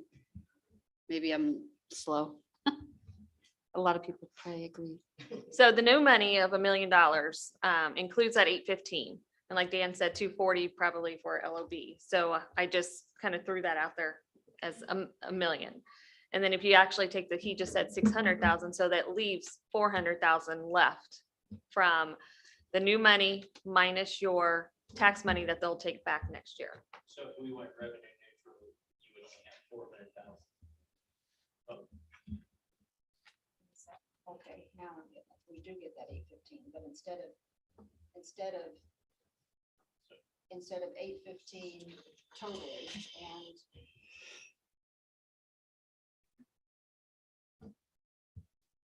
plus other funds to use, which would then Yes. count, we could have about, like I said, about 800,000 to use. We only have about 400,000 to try to do. Raises and new Those are closer to the side. So there's not a lot we could do. So we'll get the 815 or we'll get all the new state aid money. And then we'll get less money in taxes throughout the year. So that's not. That's the 700,000. We're gonna give it back to them. And out of all of that, it would be 300 ballpark of actual new money to do anything that you want for positions to be added or salary raises for all of our staff. Which we're looking at about 870 Over $1 million if we include the positions and the salary increase. So that we're not gonna be able to do the one. We won't be able to do, yeah. You would, if you stay revenue neutral on that estimation, and these are calculations by our business office right now, but by calculations, you would have 300 grand, and that would be it. And 300 grand, what's a 1% raise for full staff? Or 51. You'd still be short on that. I guess my question is, why are we even discussing this at this month's meeting if we haven't decided what we're gonna do with the revenue neutral rate? That's why we're having part of these conversations. is because I know it was a conversation with the board last year. Well, we don't really have a choice because we didn't have these conversations. So that's why we're having the conversation. Yeah, I agree. We don't really, in my opinion, we have no option. We've got to make a decision on the revenue neutral rate before we can approve the raises and the extra positions. Looks like we're not gonna get anything done with those figures. I was going off of this. And the extra Not this positions, I mean, given are very 700 back. important and based on the VNA, but there has to be an understanding that there are priorities too that have to be taken into account. Because that's our part of the board that meets the community and meets the taxpaying public. I understand the importance of voting on it now so that we can get the right people in those right positions, but we don't know if we're going to have the funding to support the positions.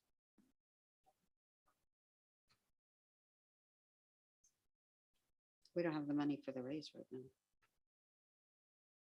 Unless we're gonna increase taxes on the taxpayers. Which increases the amount of cash that comes from the taxpayers, either way. Exactly.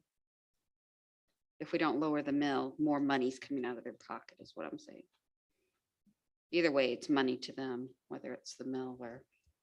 And I do agree, I do agree, but my number one priority is to do what's best for the kids in the school district. And if I really do not mean to offend anyone when I say this, but I pay taxes like everybody else. But if my goal is to do what's best for the school district, to retain and recruit, to do what I know I need to do for the school district, I cannot, in my right mind, get to take. I mean, I feel like I'm taking.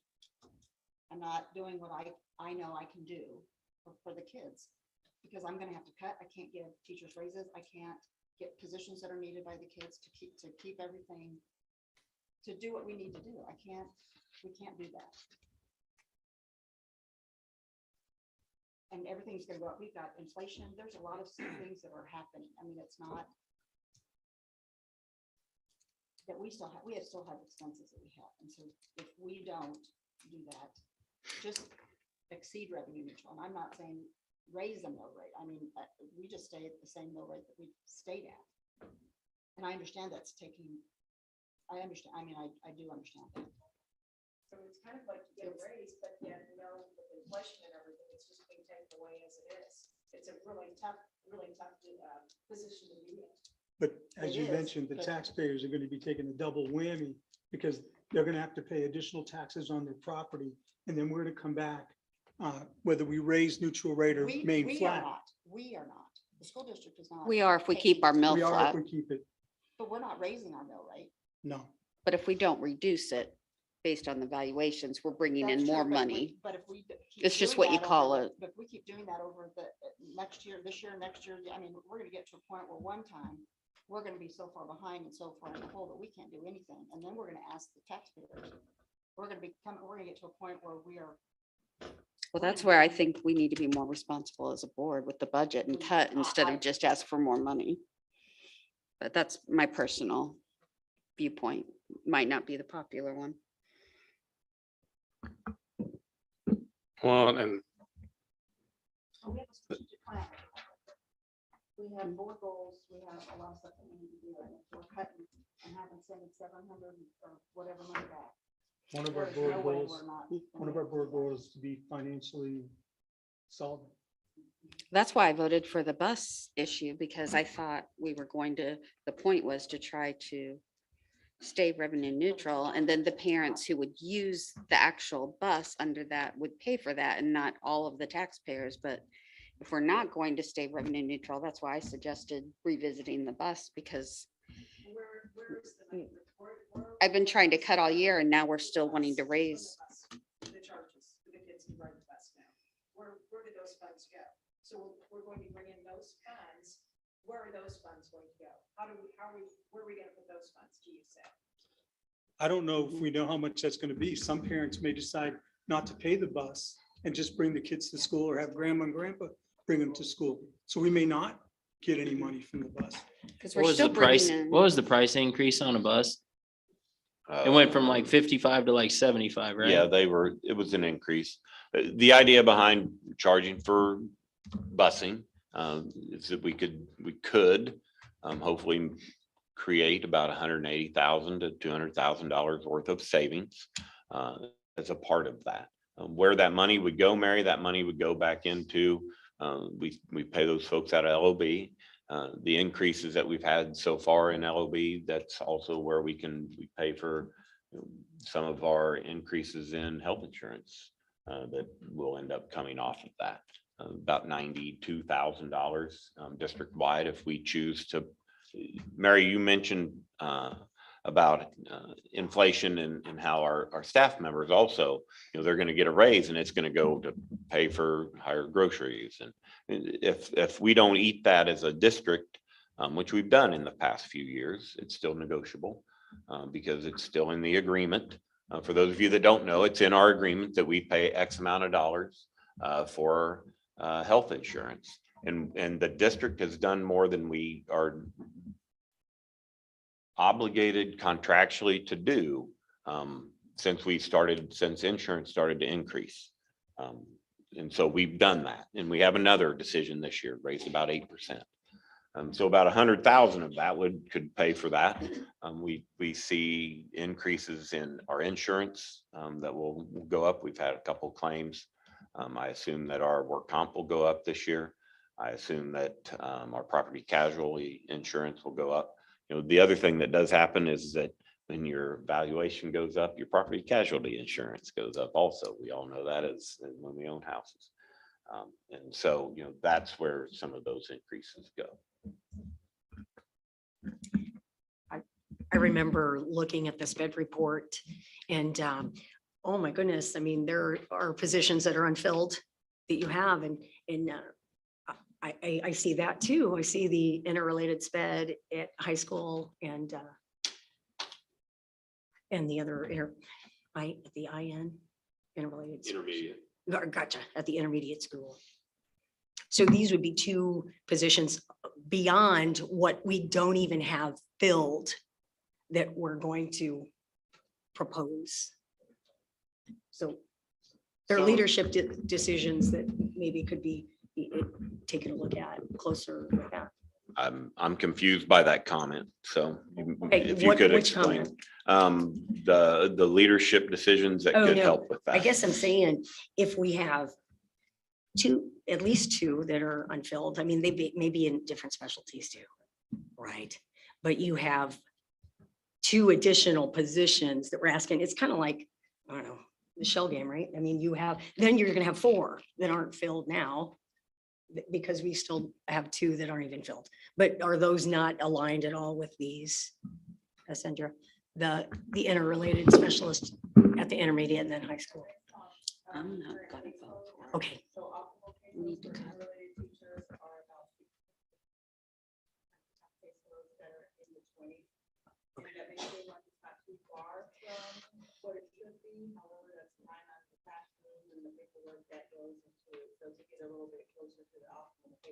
Mhm. Okay. So two additional, that we don't even have those two filled. But yet we have two that are unfilled this year, with this whole year or just this semester? Those are new, so those weren't positions Yes. that were posted at all. But don't, Right. Currently at the intermediate building, there isn't an interrelated teacher open. At the high school, there is one position open, hope to be filled soon. So this would be a new interrelated. so is there just one opening? Is that what you're saying? There's just one opening right now currently?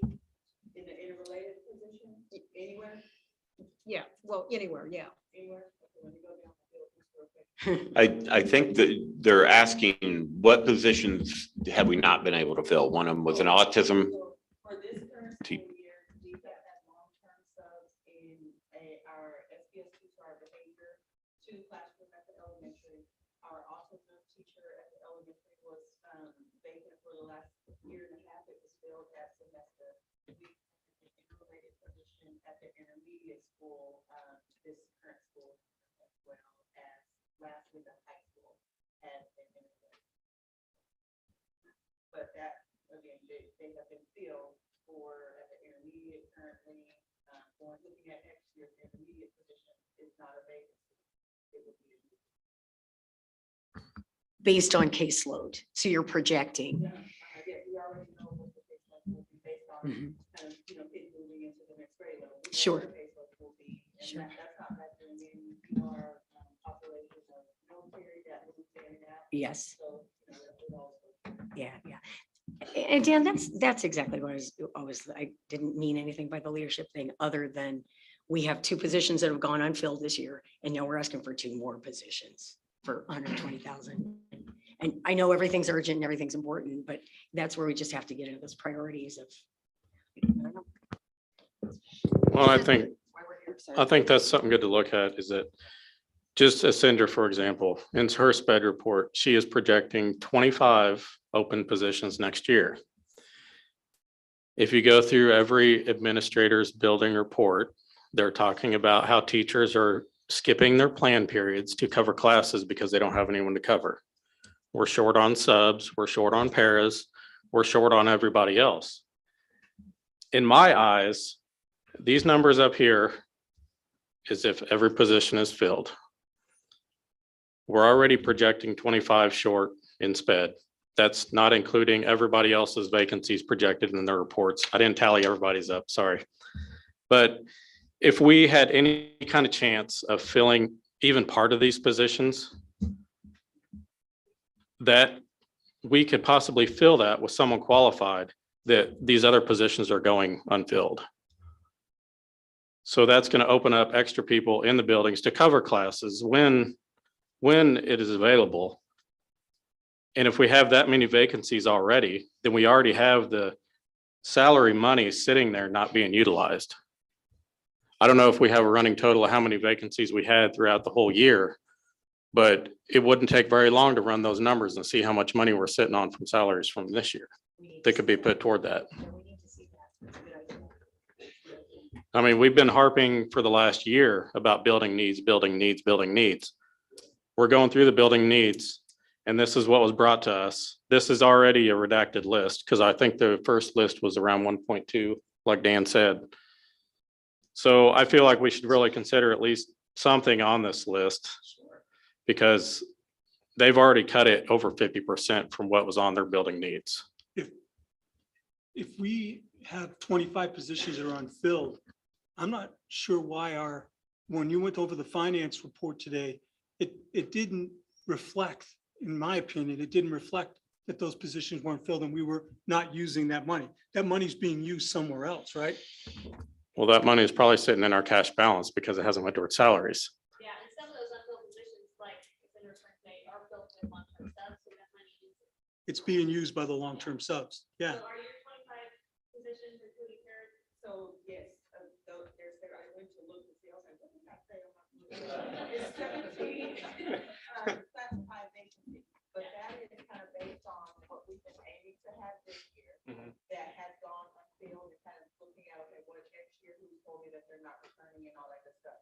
So that is a guesstimate, because what we'll do now is the year end closes here, we'll say, okay, here's our caseload that we know kids moved in. Now, how many do we need? So we're placing kids appropriately to make sure they have coverage and everything. So that's kind of here or there on what the actual number will be, but that's just again comparing the 2 years on what we had this year and what we don't have. Thank you for explaining that, Ascender. And like you said, it is projected. None of us can tell the future of who's going to apply for what jobs we have open.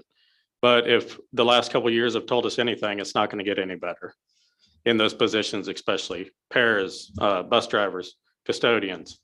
All our lower paying jobs that we haven't been able to fund to get more help in here are going unfilled. And some of that unfilled money could go toward more qualified, more higher staff on these building needs. Classified. Well, I was going towards Certified. Yeah, whatever. Certified versus classified. Yeah, Yes. there you go. We have a motion or second or anything yet? or we're We don't just have making a anything on the discussion? table. We're just discussion at this point, Pete. Open discussion about it. And this is valuable discussion, it really is. I And that- just haven't heard it here, so this is great. And that's one reason why we put this on here. I know, like you talked about, you weren't able to be at the work session. We talked about revenue neutral. And we talked about these positions, and they do go hand in hand. You're correct. But I think we need, like Carla said, our priorities need to be number one. So we need to set what our priorities are as a board. Our priorities, what we want as a school district to increase the scores of our students and the morale of the staff and increase salaries and give raises.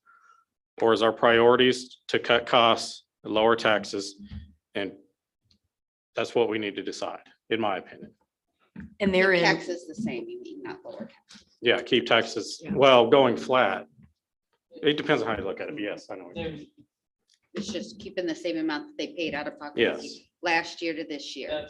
that's revenue neutral. Exactly. Flat is keeping our mill rate I'm just exactly where it's saying. at and being able to give raises. There's two yes, it's different, and yes, it's the same. You're saying it's the same amount of money that we're getting, yes.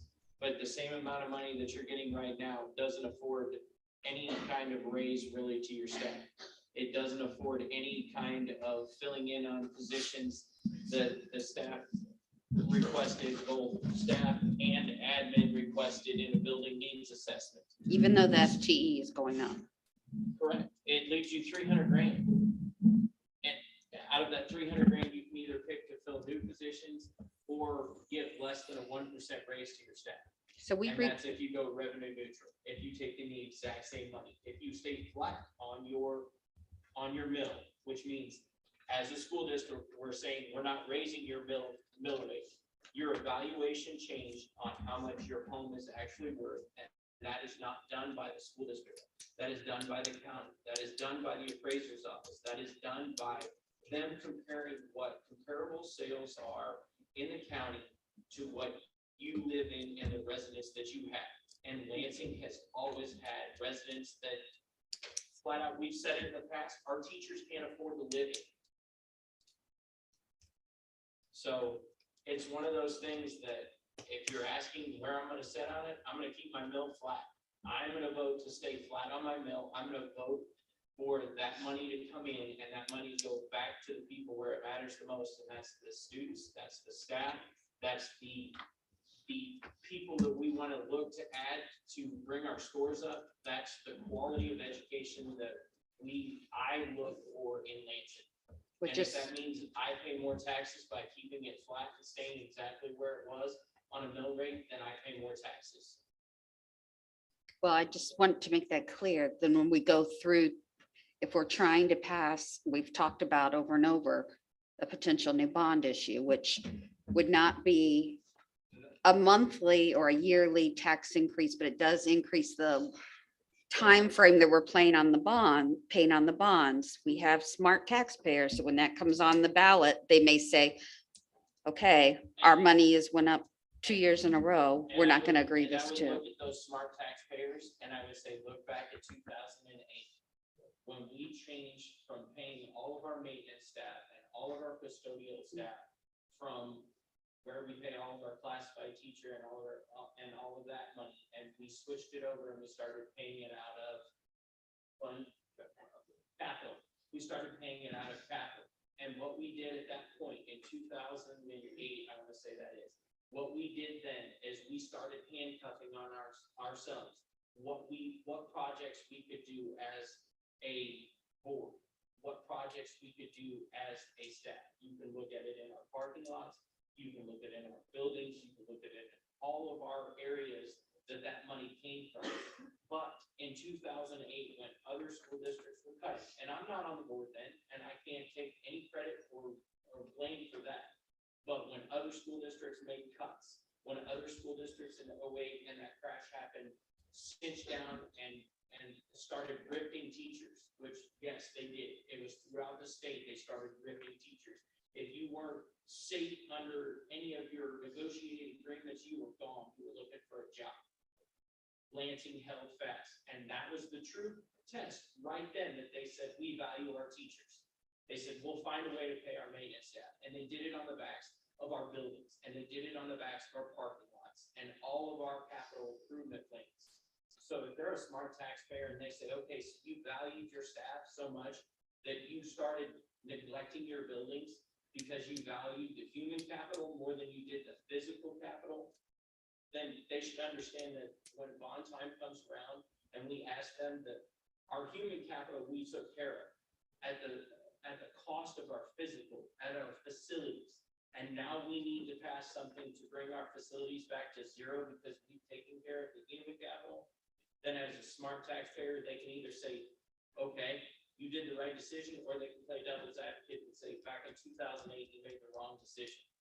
I think they're probably going to be looking at what money's been coming out of their pocket over the last couple of years as opposed to 2008, whether it be right or wrong. I'm just saying, I can't, it's going to be up to the people. But I did have one question, Dan, on the money. Is it really 70% that goes back? I thought we were at 1.5, like 50% more, that 700,000. I thought it would have been more like 500 if it wasn't flat. I thought we were at like, do you see what I'm saying on the revenue neutral?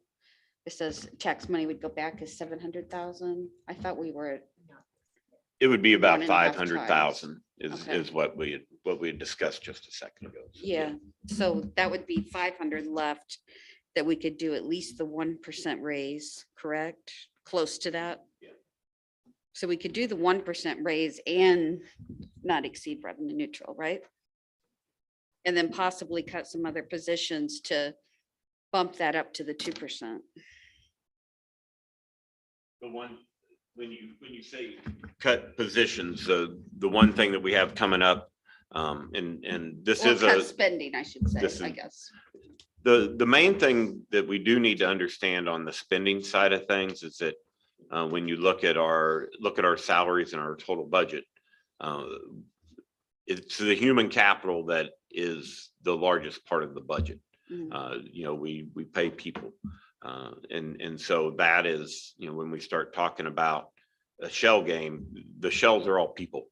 Well, I didn't necessarily say the salary. I misspoke when I said that. I guess what I meant was the budget in general, whether it's budget per building, not necessarily people. I misspoke when I said that. I think it's really important that we try to give the raises, but I don't know. I think we could budget the rest of the money better. Not, I misspoke by saying cutting a position, but by maybe how much is budgeted per department and building. Not for employees per se, but like the amount that say, like, for instance, technology is given for their budget. That's just my opinion though. Like we keep saying, I'm 1 of 7. I think we're at a convergence of the long-term strategic plan, which is awesome, and so hopeful, you know, into the future. And also the KISA results of accreditation and with the transition into new leadership. So we're really standing in a place where a lot of change can come. But we as a board, we've got to look at that 1,000 miles away and 5 years into the future. But we also we really are tied and must be fiscally responsible and understand our responsibilities September to September. I mean, we just have to. We have to, because that's when we approve the budget, and we're the ones making that vote, because the teachers and the superintendent can't approve the budget. That's why we're here. And so this understanding and this talking today has been very helpful, I think, for all of us.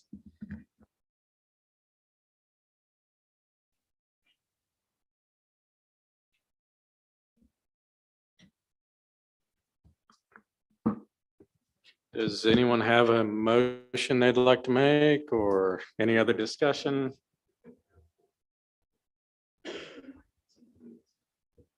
And Dan, we've already advertised these, correct? Like what we talked about at the work session. What we had left at the board work session was that we would advertise those so we could start that process, so we could hire if we needed to, or were able to, would be a better way to say that. And so I think currently we have one position that when we go into executive session to talk about that, that we would have to change, so. If we do none of the positions. I'd like to make a motion to go on to 8.2 inventory update. We don't need a motion to do that. We just need to move on, if that's what we're doing. I'm just trying to help move it along, sir. All right, so we're not gonna make a decision on anything tonight. While we're on that, I just want to make one more comment about the budget, is that we need this is probably the only time you'll ever hear me say this, but the situation we've been in the last couple of years, we could probably all say, thank God for COVID. Because of all the ESSER money that we got. Because if I haven't had a chance to run the numbers yet, but if we go look at all the ESSER money we got the last couple of years and what we've been able to use it for, if we had to come up with that out of our pocket, then we wouldn't even be able to sit here with a conscience and have this conversation. And I think that's something that we really need to seriously think about, because if it wasn't for that free money, then like I said, this wouldn't even be an option in our eyes. It comes from all of us. Yeah, you're right, it does. Jeff, you're right. You're right. So with So- personal responsibility and getting in the practice of mindfulness of budgeting is important. But if everybody's good, we can move on and we can revisit this in June. So we're gonna move on to 8.2 inventory update. Want to just change over to HDMI? Yeah, I will. HDMI. Should work. There you go.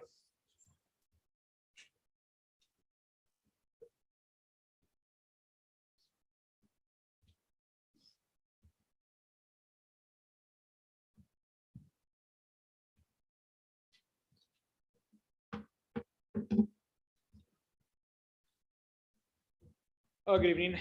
Mary asked me to talk a little bit about inventory. So I want to talk a little bit about background information and kind of what our approach with inventory has been. So talk a little bit about technology department. We design, support, and train users. About 500 staff members, 2,600 students, and other users. We're responsible for roughly about 9,000 pieces of hardware. If you really start looking at everything we support. I think last time I counted, we have over 800 apps in our catalog, and that doesn't include your general web apps and things like that. That's just apps we have through the iPad system. We also support infrastructure that runs the district, also our audio video systems like the auditoriums and gyms, and also technology that supports the facilities. And one of the things I'm going to talk about is documentation and importance of collecting information. Little details like, remember, some of you remember we had an issue with the sign at the high school, like knowing where the power switch for the sign at the high school is, because it took us a few months to figure out where that was.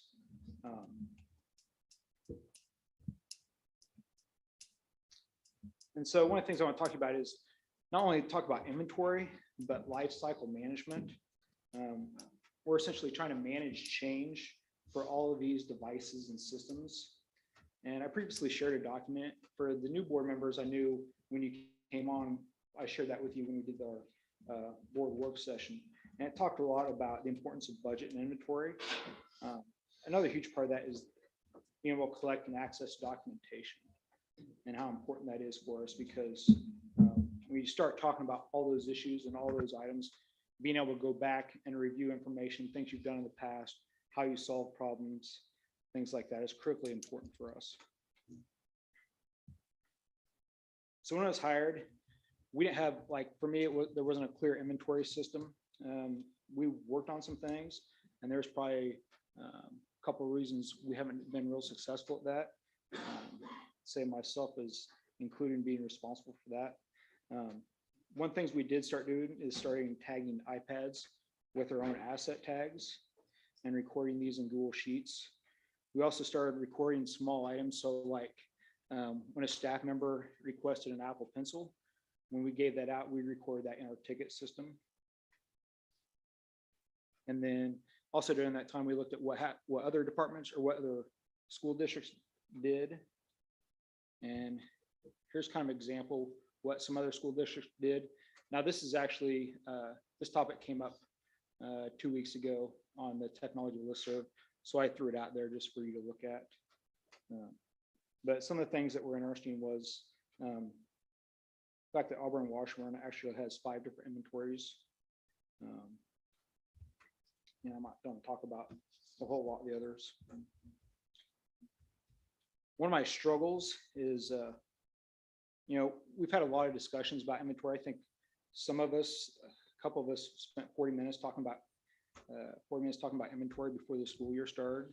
And so I'm trying to do a couple of things, but my big dilemma is we got to a point where we had different perspectives. The idea of inventory works within, like, say, our Mosel management system.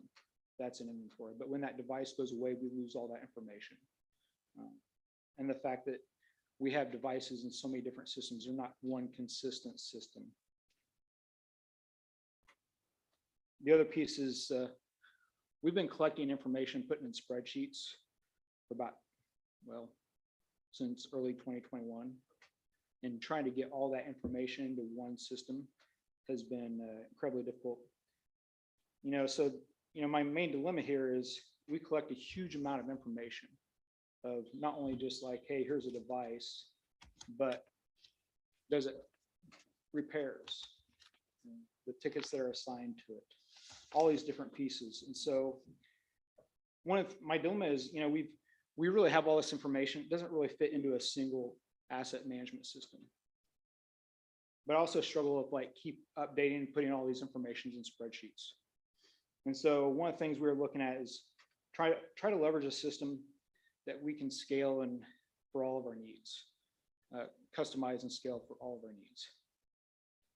And so in the fall of 2021, we found this. Somebody had written a document that talked about how to do assets within our ticket system. So I started investigating that. And some of the big things about that piece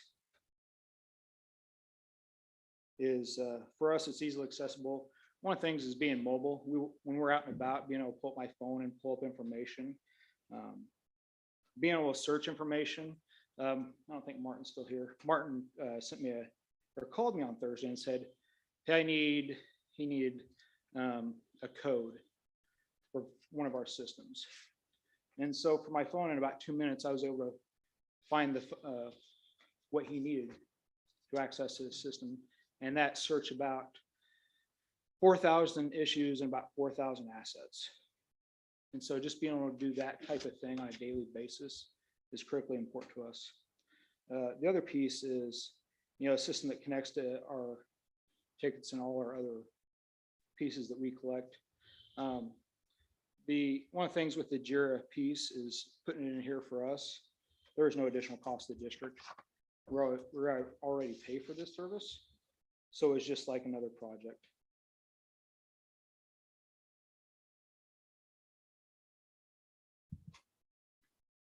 So for about a year, I've been testing what we call the technology lifecycle project, testing different type of assets, customizing. One of the things is, so when we pull in information, the information on iPad is going to be different than a security camera, than a phone, than all these different things. So we started collecting things like MAC addresses. So your computer might have 3 MAC addresses, while your security camera will only have 1.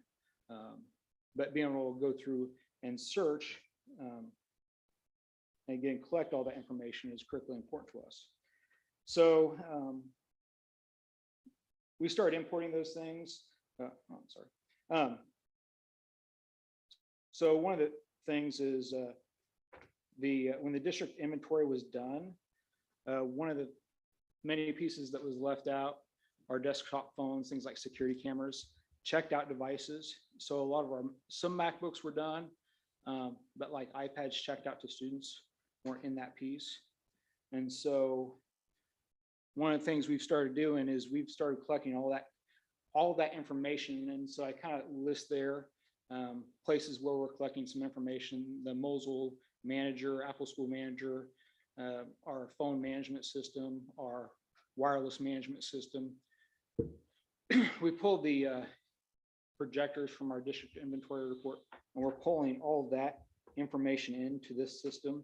And by April, about a week and a half ago, by then we had about 4,000 assets defined. And from that, we're able to, so one of the things in my board report talked about adding Apple TVs. And so like in our process, we imported our Apple TVs, and you can actually see this in the list. We actually import our Apple TVs in the system when we go through and scan them and tag them, and then we export that information and upload it to Mosul, and that automatically names, and so we plug them in. It automatically names the Apple TV to match what goes in the classroom. The other piece it does is we're not trying to replace the district inventory piece. We're trying to leverage this to collect information and get it into that. So we can do an export. Amber's provided me an export file for Skyward. So we can go in and we can actually build that export file. So anytime we put the information in there, we can turn around and select those devices to export and send to the business office to be imported.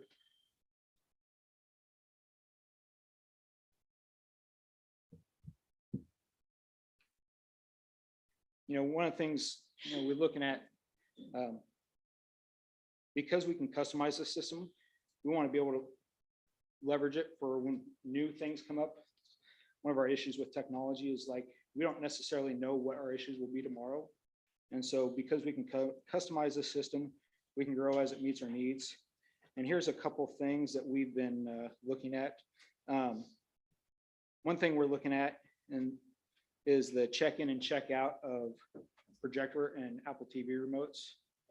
Because remote seems to be a big issue as when classrooms get moved, those sort of things, they come back at the start of summer and like where those remotes go. So that's one thing we're gonna ask the buildings is they check those in. The other thing is, and probably in my January, February board report, I talked about starting tag things for repairs. You know, we kind of went from doing sticky notes for everything for repairs to putting small labels with QR codes on there. And so we can also tag and assign assets, link them to there rather than just put in a serial number. So it can now see every repair of a certain device. You know, the board goal of having effective systems is really important to me. And we're trying to work to develop those systems that works best for my department. There's been some discussion of duplication of systems, and having duplicate information probably isn't the most popular decision, but you know, having a system that really can work well for us is important to me. One of the things is, you know, the idea of putting all of our information in, like Skyward, which is the district inventory system, is the things we're trying to do. Might be stuffing, I think of stuffing too much stuff into a box, and that could create some conflict too. So I'm trying to work with them to figure out what that best process is for our pieces. The last thing is, one of the things that this piece also does is helps us create some workflows for some things like when we lose an iPad. So one of the things we've done is we take it out of Mosul, and through here, I can go through and create a workflow that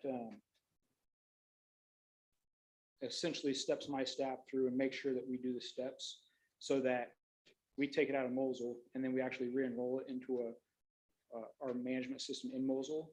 So if it turns back on, it comes back in and notifies us that that's in that system. So I want to show you a few pieces. This is kind of the information, how we get it. Like when we export stuff from Mosul, it looks like this.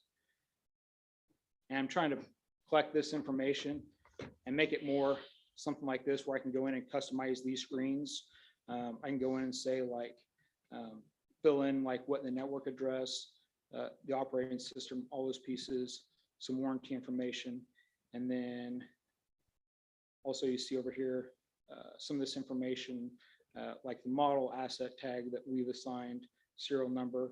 So I can then, again, pull that information out and create exports for the business office. Here's an example of one of our Apple TVs that we did. One of the things is we've been working on is that life cycle piece. And so I can come in here, we've this is through what's called the service level agreement, but we've kind of converted. So like in theory, this Apple TV should be replaced in March 12th of 2028. That would be a 5-year life cycle. So we're trying to create some of those processes in place. So we know roughly when those devices, and we can go through and do that manually, but this has some of those pieces that does it automatically. Also, it helps create some dashboards that we're trying to use. And so one of the places I look to really build on this is to help build checkout for things like our consumables, like projector bulbs. We have a lot of adapters that we use, things that get checked out like that. We don't really track, and I think we'll be able to do that. Track not only what we have in stock, but how many we've given out and where those go. And this is kind of an example of our export. So this is when we talk about helping us with other systems. So this is would have been our elementary school when we created when we imported information in for Apple TVs. So it has our serial number, the summary, which is the room number, a key, and then I can go in and export that. And it creates this spreadsheet, which I import in Mosul. So this is what the room number on the Apple TV. So if you look at the some of the Apple TVs, or when you go up and see the names, here are all the names that it creates for the 67 Apple TVs. So we don't have to go through and do that manually. And so it just really eliminates a lot of, has simplified some processes that we've been doing in my department. So. Thank you, Chris. I appreciate it. And I know it's a lot of work, and I also like that you have that you got some goals. I love the goal setting. So it's a lot of work. I know it's a lot of time, and it's a lot of effort that goes. I feel like it's important, so I appreciate that. One of the things I would say about this is, and I think maybe in our strategic planning meeting, Mr. Ian, we talked, and one of the scary things to me is, as we talk about budget, is all the little things that we don't look at, don't include that life cycle piece. And I'll include or talk about there's a little faceplate on Pride Rock. And we've been having trouble with it connecting. We're looking at replace. It's $1,000 to replace. And I don't know how many of those we have, those face plates throughout the building, but there's a lot of things, especially when buildings get built, we don't necessarily look at those things. And so like a big part of my goal is to go through and really figure out what we have in those areas, figure out what our plan to replace those, because some of those issues, some of those items we may not be able to get again. Or we might have to come up with different solutions, which could be pretty costly. So those are some of the things that I'm trying to look at and use this. Somebody used the word forecast earlier. Really forecast our process to replace some technology, not only for just the budgeting part, but what's our plan? Another good example is over at the middle school, we use a technology for those wired connections. It's no longer available. And so we've been talking with our vendor about how do we do that. So those are some of the things that we're trying to figure out and see, like, okay, how many of those we have? How do we go about replacing those? So that's a good point. So you have an older system and it's obsolete. You can't even get it maintained or even get parts on it. So you're looking at like legacy equipment or bringing something new in to install and then use that going forward. And that's the scary part of how fast technology is starting to change, is that, in the past, so previously you had a lot of connections were like VGA, that connection was good for probably 30 years, and now we have some HDMI. The connections are so good, but when those ports go bad, and if those are specialized face plates, specialized connections. We've already seen that issue in some classrooms. So trying to come up with, one, identify where all those are at and come up with solutions for those. So there's a lot of little details like that that we're trying to, I guess, forecast and solve before it becomes a huge issue. So fortunately, like Pride Rock, we were able to buy a special HDMI cord and get it to work for now, but it's not a long-term solution. It's one source for now. So you kind of have a workaround for it. Who do you use kind of as a mentor or guru or soothsayer, like looking at the next 5 to 10 years? Do you have people out there that you associate with, you know, that do your thing at some other schools? Yeah, I mean, being from Kansas and working in Nebraska, I talk to a lot of people. I'm not sure from that standpoint. Typically, I like, hey, I have a problem, you know, call a friend. Is a lot of like phone a friend of, you know, what do you do in these situations? But there's also like, there's listserv from like the state tech directors. And that was actually where some of the information about like what other districts use, where I got pretty much all that information. But this is separate than Skyward, right? This is separate from And Skyward. does this cost? Uh, Another cost with So this? we pay about $2,400 a year for our Jira service desk, which is our ticket system, that maintenance technology. I think Kevin has one in there. It's about 25 users. And then we also have a program called Confluence, which we use for documentation and knowledge base for like staff. And then we pay, I think, $50 for a component called Jira, the software, and $50 for a piece called Jira Work that allows us some additional licenses or accounts for some users. So I And think is it's this about, just for tech then, right? This it's would for just be- tech maintenance, emergency management. I think Sharon uses it. The primary cost is the ticketing piece. For the inventory part though, I'm sorry, like to do your inventory? Yeah, You're gonna use, I'm the only one. If you look at my board report, we talked about doing a checkout for, when we had done the QR codes for repairs, the band department had asked me about checking stuff in and out via QR code. And so they were putting all their stuff in a Google spreadsheet. And so I just created the same process. And so they can check stuff in and out with a QR code using their phone rather than a Google spreadsheet. No additional cost on the inventory side. We had the system for our ticketing side that we had changed over from Skyward to be able to pull some reports and do some different things. Sir, do we have a date in mind when we'll have all of our IT equipment inventory? Or do you have a goal of the date? I guess I don't know. The stuff we have in like our management systems actually went pretty quickly, but realized we're about ready to switch out about 850 iPads, about 800 coming out from students, and then 850 coming in for new students. And so we'll wait for the new iPads because we're on the, we don't start them up because we don't want the warranties to start. And that will come in, we'll do those the 1st of August. But I think everything else we can work on getting those in pretty quickly. We were able to pull the,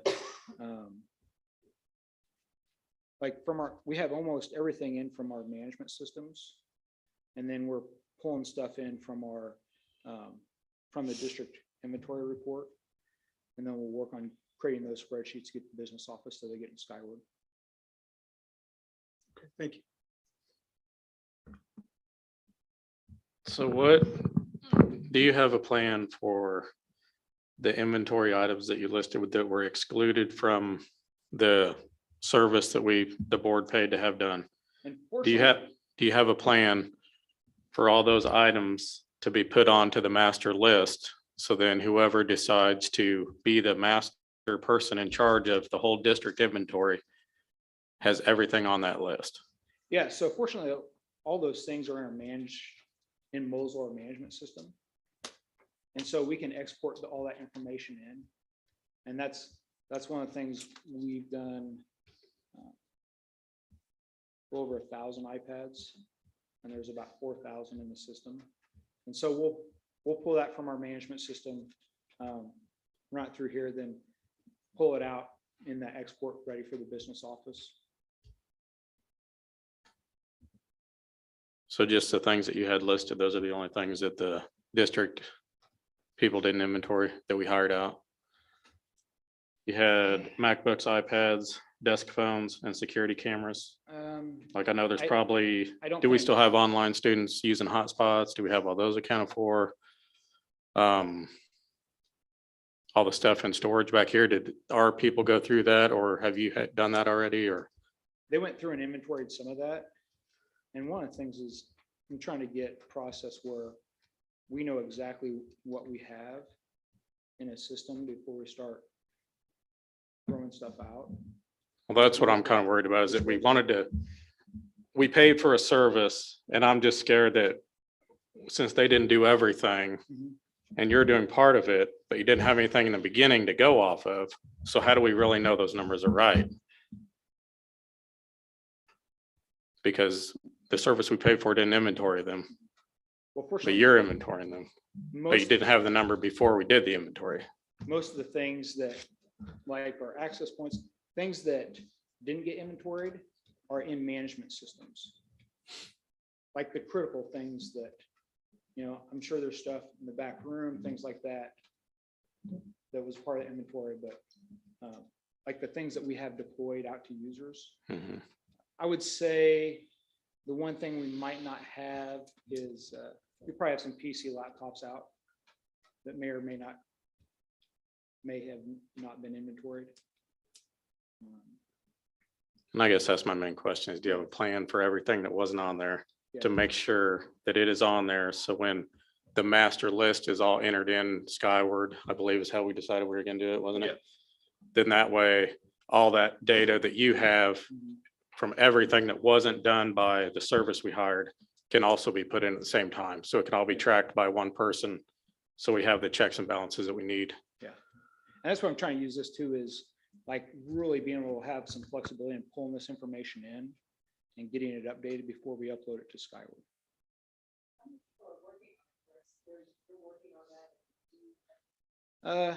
Clinton, well, everybody in my department has worked on a little piece of it. Like Steve's working on switches, like getting that information, like what rooms each switch are in. Drew and Clinton have been doing little pieces. Clinton did primarily, like when we got new Apple TVs, like he did most of that work, but Drew and him worked together on those. But we've all been working on creating those import files, having discussion. One of our pieces is we've been having discussion of like what information we want to collect. Because that's an important piece of what information do we need to know about all these different systems that we have. So, and that's something we've been working on for quite a while. So.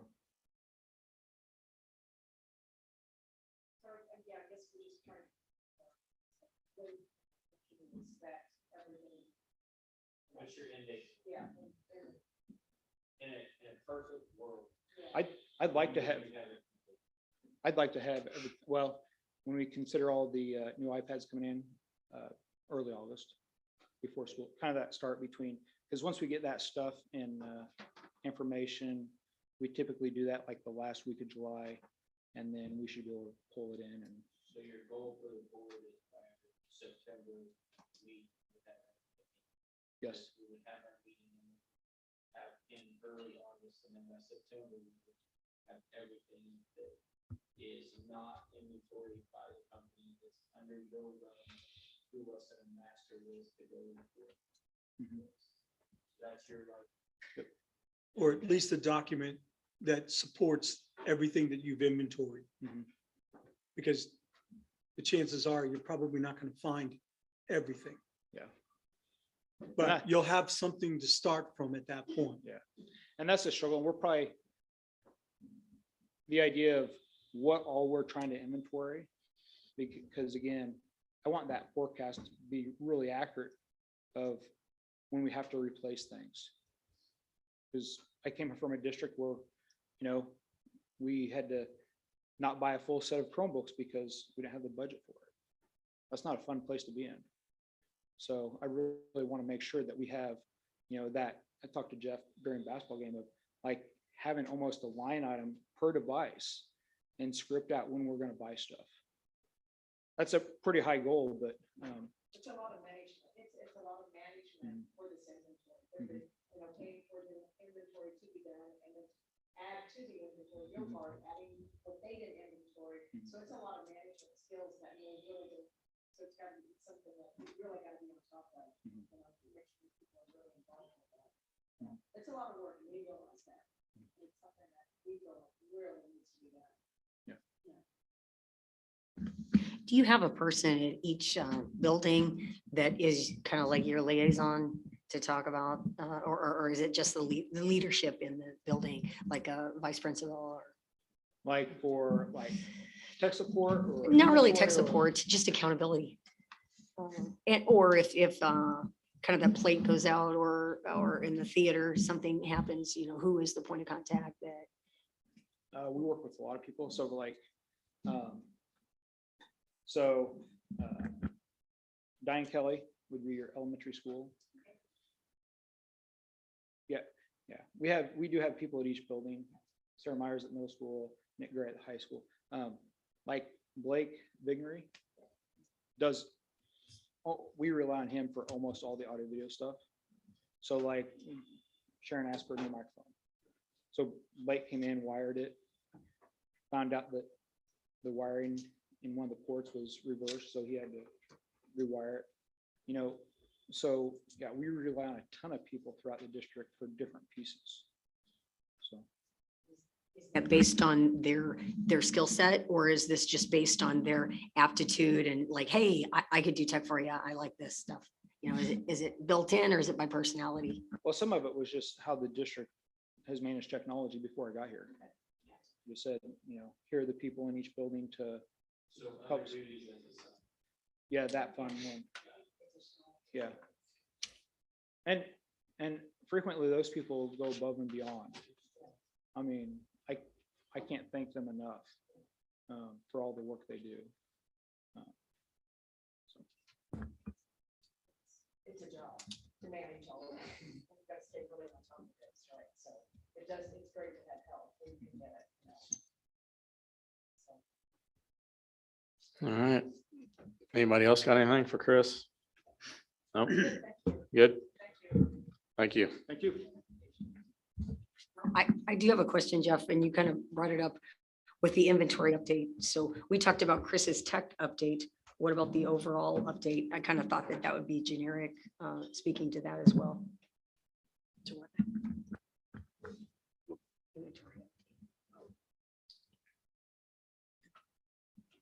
That was, as Chris alluded to, the inventory piece is being housed in Skyward. That's one of the things that Amber's worked on to make sure that we have systems in place in order to continue with the inventory tracking. And so, as we mentioned earlier, we're getting around, okay, we're going to have the keys part that's going to be tracked in Skyward as a part of the outgoing and incoming tracked for all of our employees and all of the pieces that they have individually.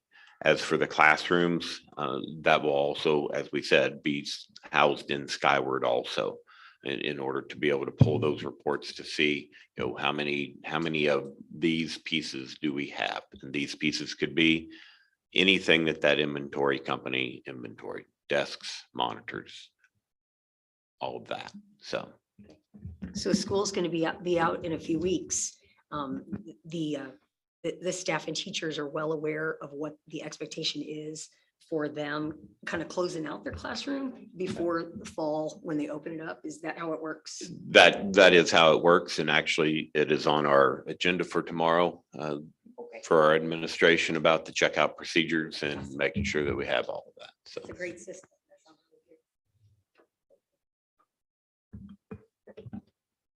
All right, we'll move on to 8.3 HVAC update.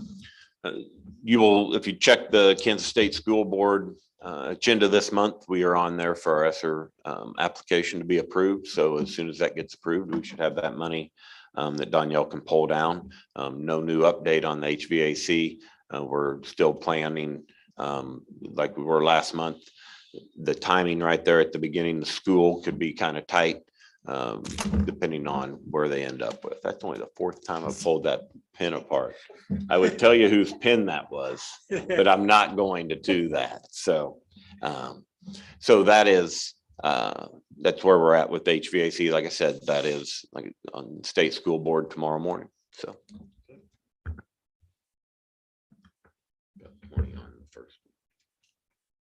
Anybody have any questions or anything? Ready to move on? Good. Okay, we'll move on to 9.1 executive session. I move we go into executive session to discuss administration proposals for negotiations pursuant to the exception for employee negotiations under COMA. And I'm inviting Superintendent Dan Wessel into that meeting, and the open meeting will resume in the boardroom at 9 o'clock. Motion is second. All in favor, say aye. Aye. Aye. Motion passed 7-0.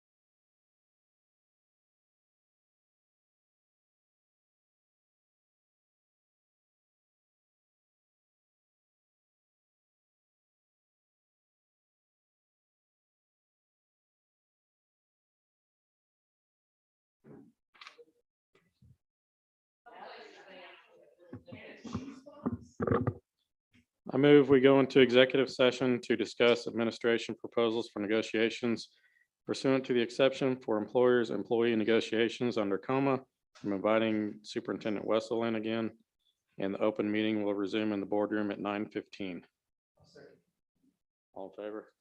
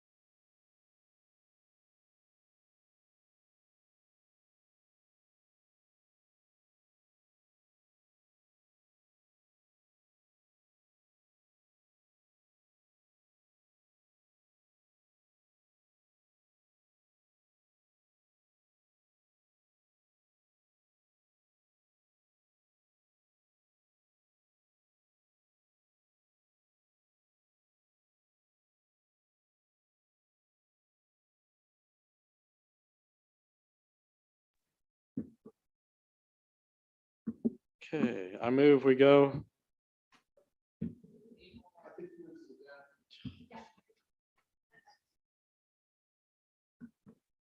I move we go into executive session to discuss an individual employee's performance and personnel changes pursuant to the non-elected personnel exception under coma. I'm inviting Superintendent Wessel into that. And the open meeting will resume in the boardroom at 9:45 PM. All in favor? Aye. 4-0.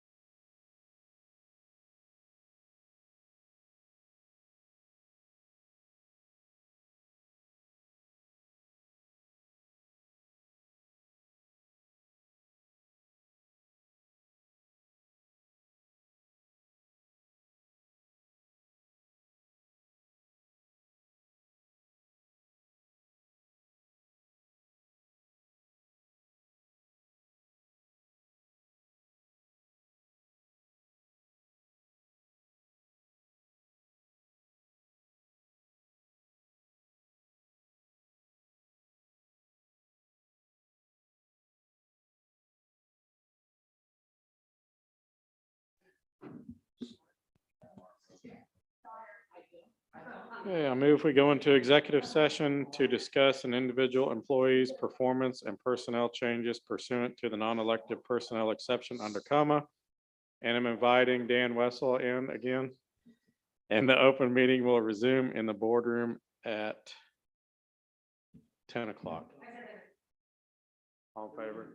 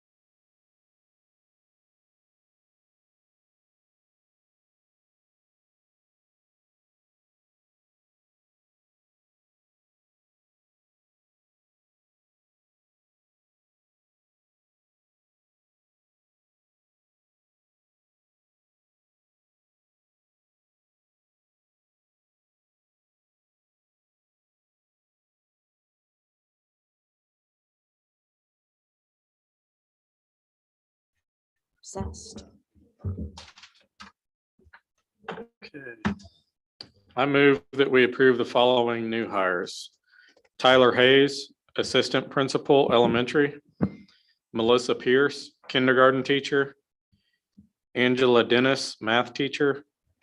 Suzanne Adele Book, Math Teacher. Beatrice Klingman, Paraprofessional. Emily Berg, Paraprofessional. Kayla Bailey, Paraprofessional.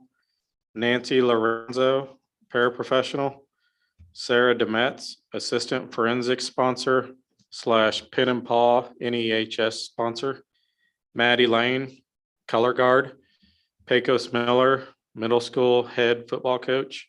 Natalie Wood, Assistant Cheerleading Sponsor. Jalissa Flanders, 7th grade Literature Teacher. Suzanne Book. Nope. Oh, they were on there? Yeah. Go ahead. Okay. Catalina Donnelly Vasquez, Counselor, and Katie Collins, Counselor. I move that we approve the following job transfers. Rebecca Dalton from Primary Sped Coordinator to Early Childhood Principal. Leonard Peters, Pre-K Custodial to Paraprofessional. Sonny Alfred Nuthaki, K-5 Art Teacher to Interrelated Teacher. Elizabeth Libby Stevenson from 3rd grade teacher to K-5 art teacher. Wakia Taylor from 2nd grade teacher to 3rd grade teacher. George Shannon from interrelated teacher to social science teacher. Parker Ost, interventionalist to SPED. And Christy Wessel, counselor to interventionist. I move that we approve the following exiting employees. Nick Flynn, assistant principal. Trevor Wiltz, math teacher, assistant boys soccer coach. Jessica Lido, paraprofessional. Linda Tekelvey, functional teacher, puzzle club, head unified bowling sponsor. Matt James, at the end of school year, social science teacher, assistant baseball coach. Cheryl Peters, at the end of school year, program director. Dinera Golf, paraprofessional. David Swanwick, assistant football coach. Mandy Coulter, at the end of school year, instructional aide. Alexis Shepherd, paraprofessional. Tiffany Matina, paraprofessional. Todd Knoll, assistant basketball coach. Treva Lugar, at the end of school year, at-risk aide. Linda Mickelson, at the end of school year, paraprofessional. I move that we approve the following leave of absences for employees. Michaela Fitzgerald from art teacher, art club.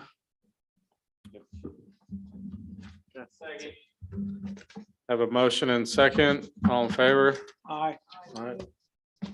Motion passed 7-0. I don't have my paper. You don't have it by. We have 2 information items. And then one other announcement that Mr. Fenton wanted me to share with you.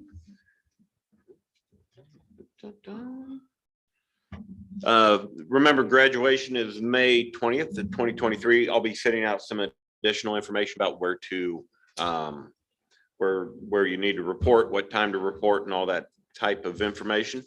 Our staff retirement reception is May 22nd in this room at 3:30 p.m. at the district office. And then lastly, Mr. Fenton, who's our tennis coach, he wanted to acknowledge Ike Christopher, qualified for the upcoming state tennis tournament in Arc City on May 12th and 13th. And so congratulations to Ike. So I think we had a student that broke a school record too, right? Who was that? Jamil. I can't think of his last name. in One of the reports. yeah. Track, I think. Yep, something that was track. in Yeah. track. I can't remember. That was at Kansas Relays, I believe. and discuss. That's all I've got. Future board meeting items? Does anyone have any agenda items for a future board meeting? Okay, I'm all out of well, ideas. move to adjourn. Motion and second to adjourn, all in favor? Aye. Curriculum All in document. favor, say aye. I got it. All right, 7-0. That one always gets